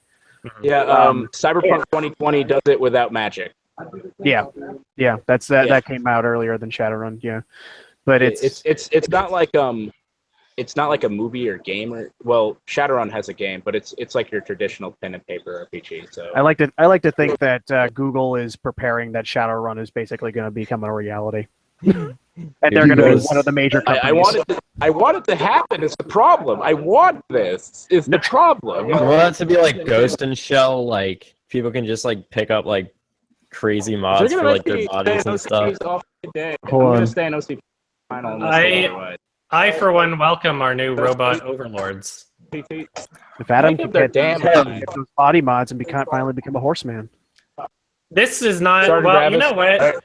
Adam The is a only thing that I'm kind of looking forward to in the realms of like future technological possibilities is just better furry shit for virtual reality. Honestly, I don't think we're gonna get to the point where like we're gonna see like legitimate. I don't think we're gonna see like real anthros in my lifetime. But if virtual reality gets to the point, who knows? Maybe I might just be able to like take a fucking pill and be in a different world. Oh wait, that's called drugs. You're gonna have. I've talked about that with. You're finally gonna have before like. What if you could just take a pill and like just become like yourself? You're finally gonna have your horseman fantasy with the movie Her. For games, what I want is full dive. Like it's VR, but like everything. It's like you go into like a medical coma essentially, and like play the game that way. Oh man, there's something I wish I could make an analogy about, but it's a spoiler. But whatever. I'm not gonna say it. Anyway, we got 5 minutes left in this hangout. So for everybody in this hangout, are there any questions that you would like to ask, or any things you would like to say before the hangout ends? Yeah. Yes, go for it, Blue Sir.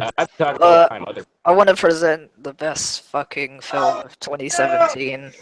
This film. Oh my god! I think I will watch that because it looks like shit. I think, and you know, the worst part about it is like the trailer doesn't even look like it was made from the same people. Like it literally just looks like a revived intellectual property that has nothing to do with the first movie. It's not even like in found footage. It's not even like mockumentary anymore. I know, John Cena. I get it. Like, no, it looks so stupid. It looks hilarious. I might watch it. Just to convince you to watch it, there's a scene in this film where the otter he's basically talking to one of the other characters, and he's like, "I'm an otter, you know, I like milk and fish," and then he basically says, "I wish you could milk a fish," and we actually go inside of his mind. And he's holding a fish. He has a straw in his mouth, and the other end of the straw is up the fish's cunt, I guess, whatever fish have, and he's sucking on the straw. I swear, it's real. Look it up for yourself. I'm downloading this film legally. Hang on. We're going to watch it intoxicated. Yes, you have a final. Wait. You have a final question, Brad? Is that what this is? Well, it was more of a comment. Sure. A movie I really enjoyed. It was an autobiography by a liar, and it's like it's a liar's autobiography, and it's like an animated thing about Graham Chapman and his life. Monty Python. He was one of the founding members of Monty Python. Yeah, and it's like ridiculous. There's like an animated moment where it's like he was born during like World War around the World War II era, and he's like a baby. And he's like being pushed through the streets, and there's like dead body parts, and he like picks one up as like a baby, and his dad's like, "Put that down, Graham," and he's like, "But Dad, this could be one of my defining life moments." That's funny. Yeah, I'll check that one out. There are 3 other people in the chat.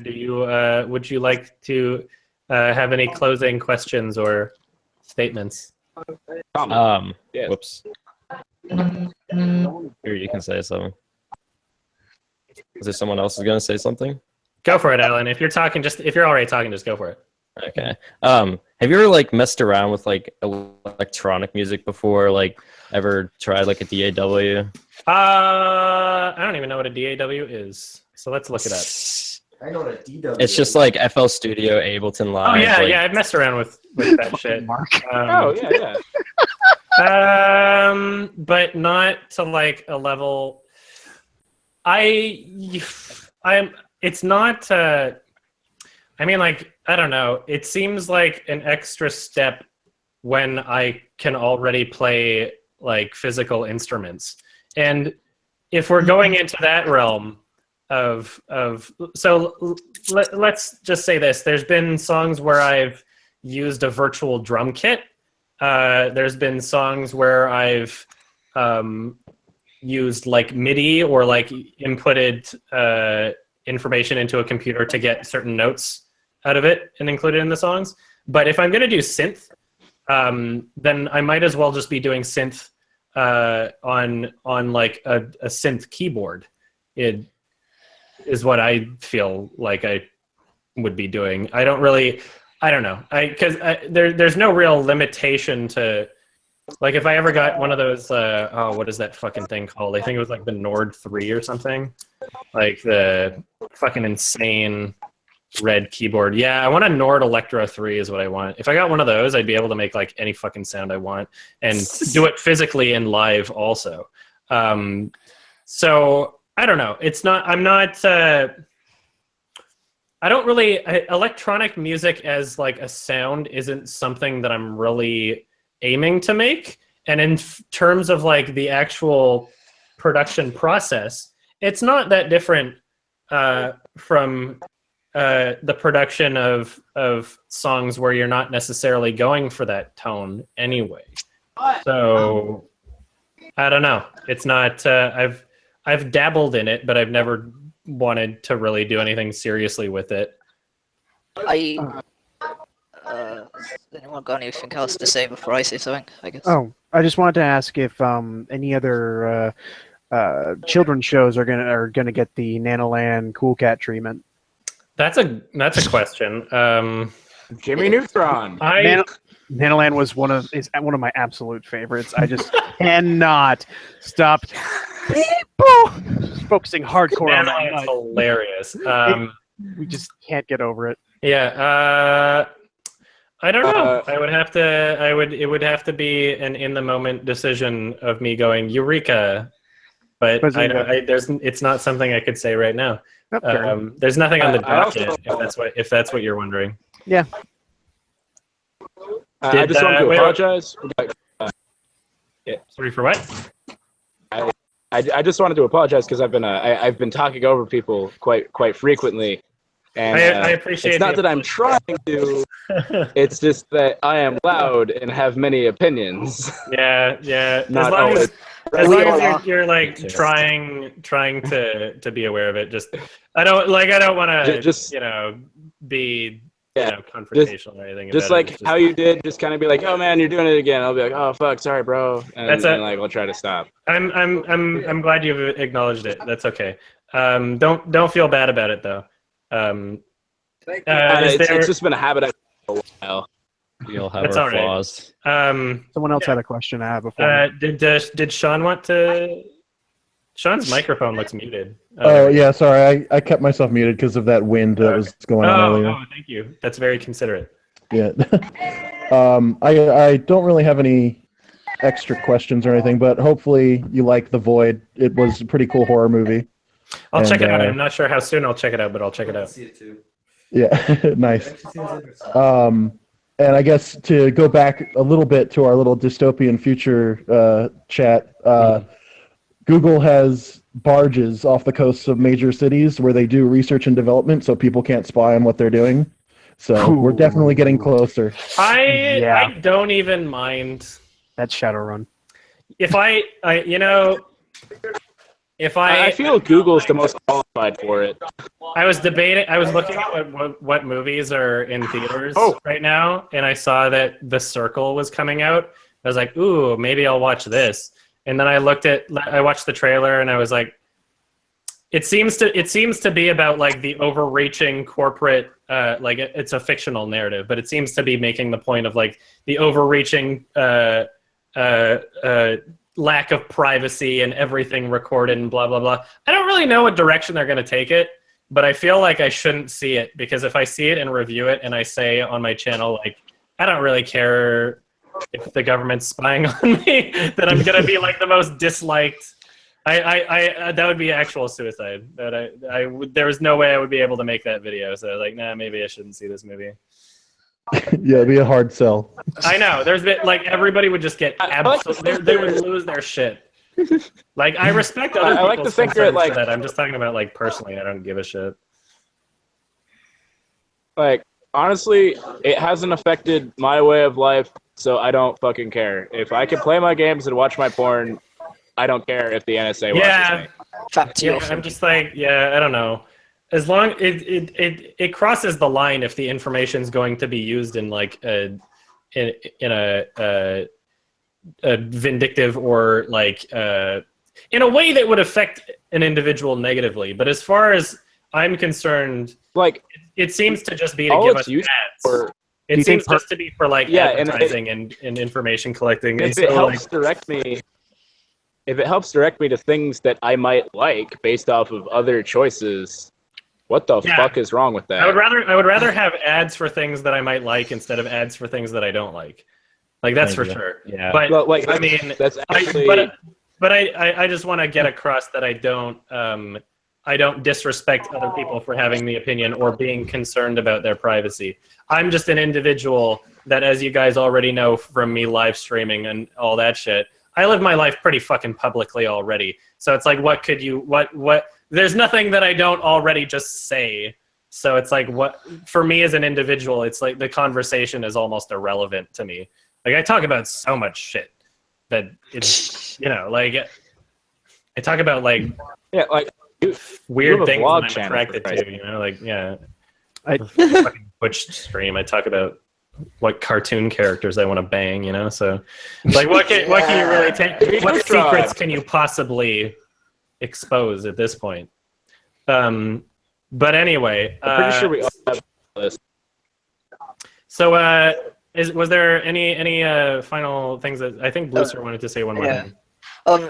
I know you know who Aphex Twin is. Aside from that piano, aside from that well-known piano track he did, have you heard any of his music? Yeah, like any of his albums?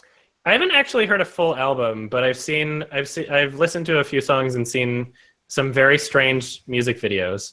Rubber Johnny was really cool, and back in the day, I remember when that was posted on like eBaum's World, and it was just called Rubber Johnny, and they didn't really credit Aphex Twin. It was just one of those like, I thought it was like an internet video that somebody made. It turned out to be an Aphex Twin music video. Look up the music video for Windmill Liquor. That shit's fucking awesome. I've seen that too.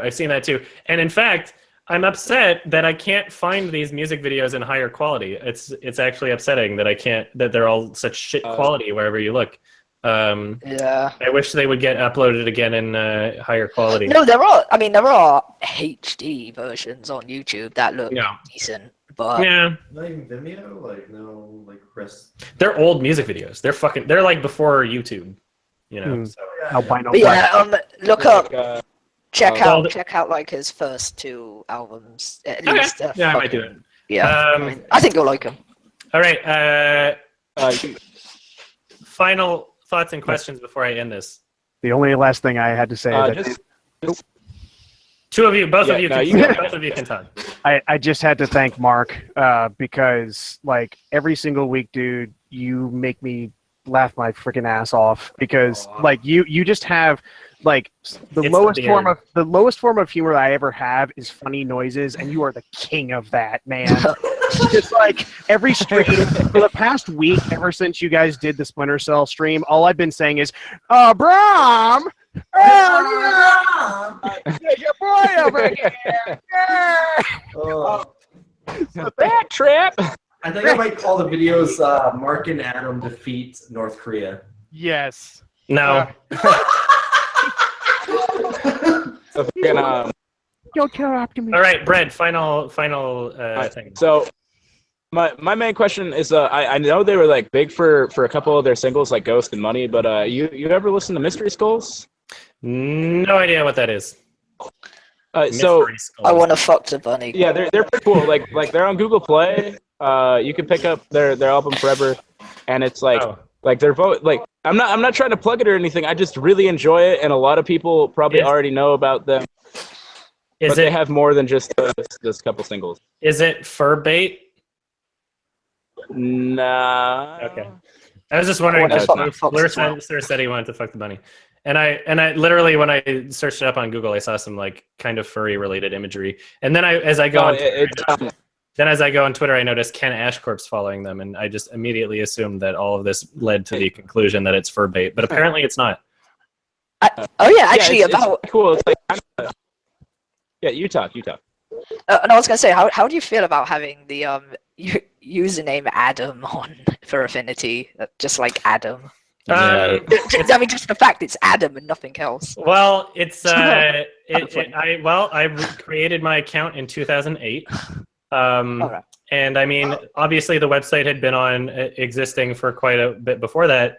But on furry websites, no one's picking the normal names. They're all picking fucking stupid names. So, it was literally the only time in existence where I was able to get my real name as a website, aside from Facebook, but only because they had a countdown timer for when you could actually make your custom URL. So, I just think that's funny.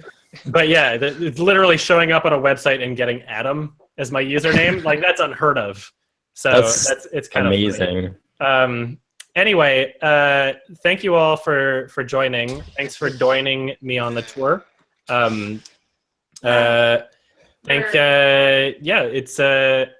It was a nice hangout stream, and I'm going to do some work on probably some 2015 films, maybe some Synecdoche, New York. I'm going to decide which one I want to work on.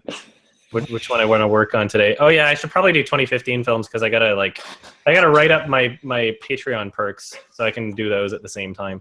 But anyway, yeah, Sunday stream tomorrow. Thank you all for your support. Very much so. You are allowing me to meme for a living. And Blondie album coming out May 5th. Hype Town for that. Thank you all. Love you guys. Anyone who hasn't seen this, watch it. Oh yeah, that's a good. I love Planet Earth. Goodbye.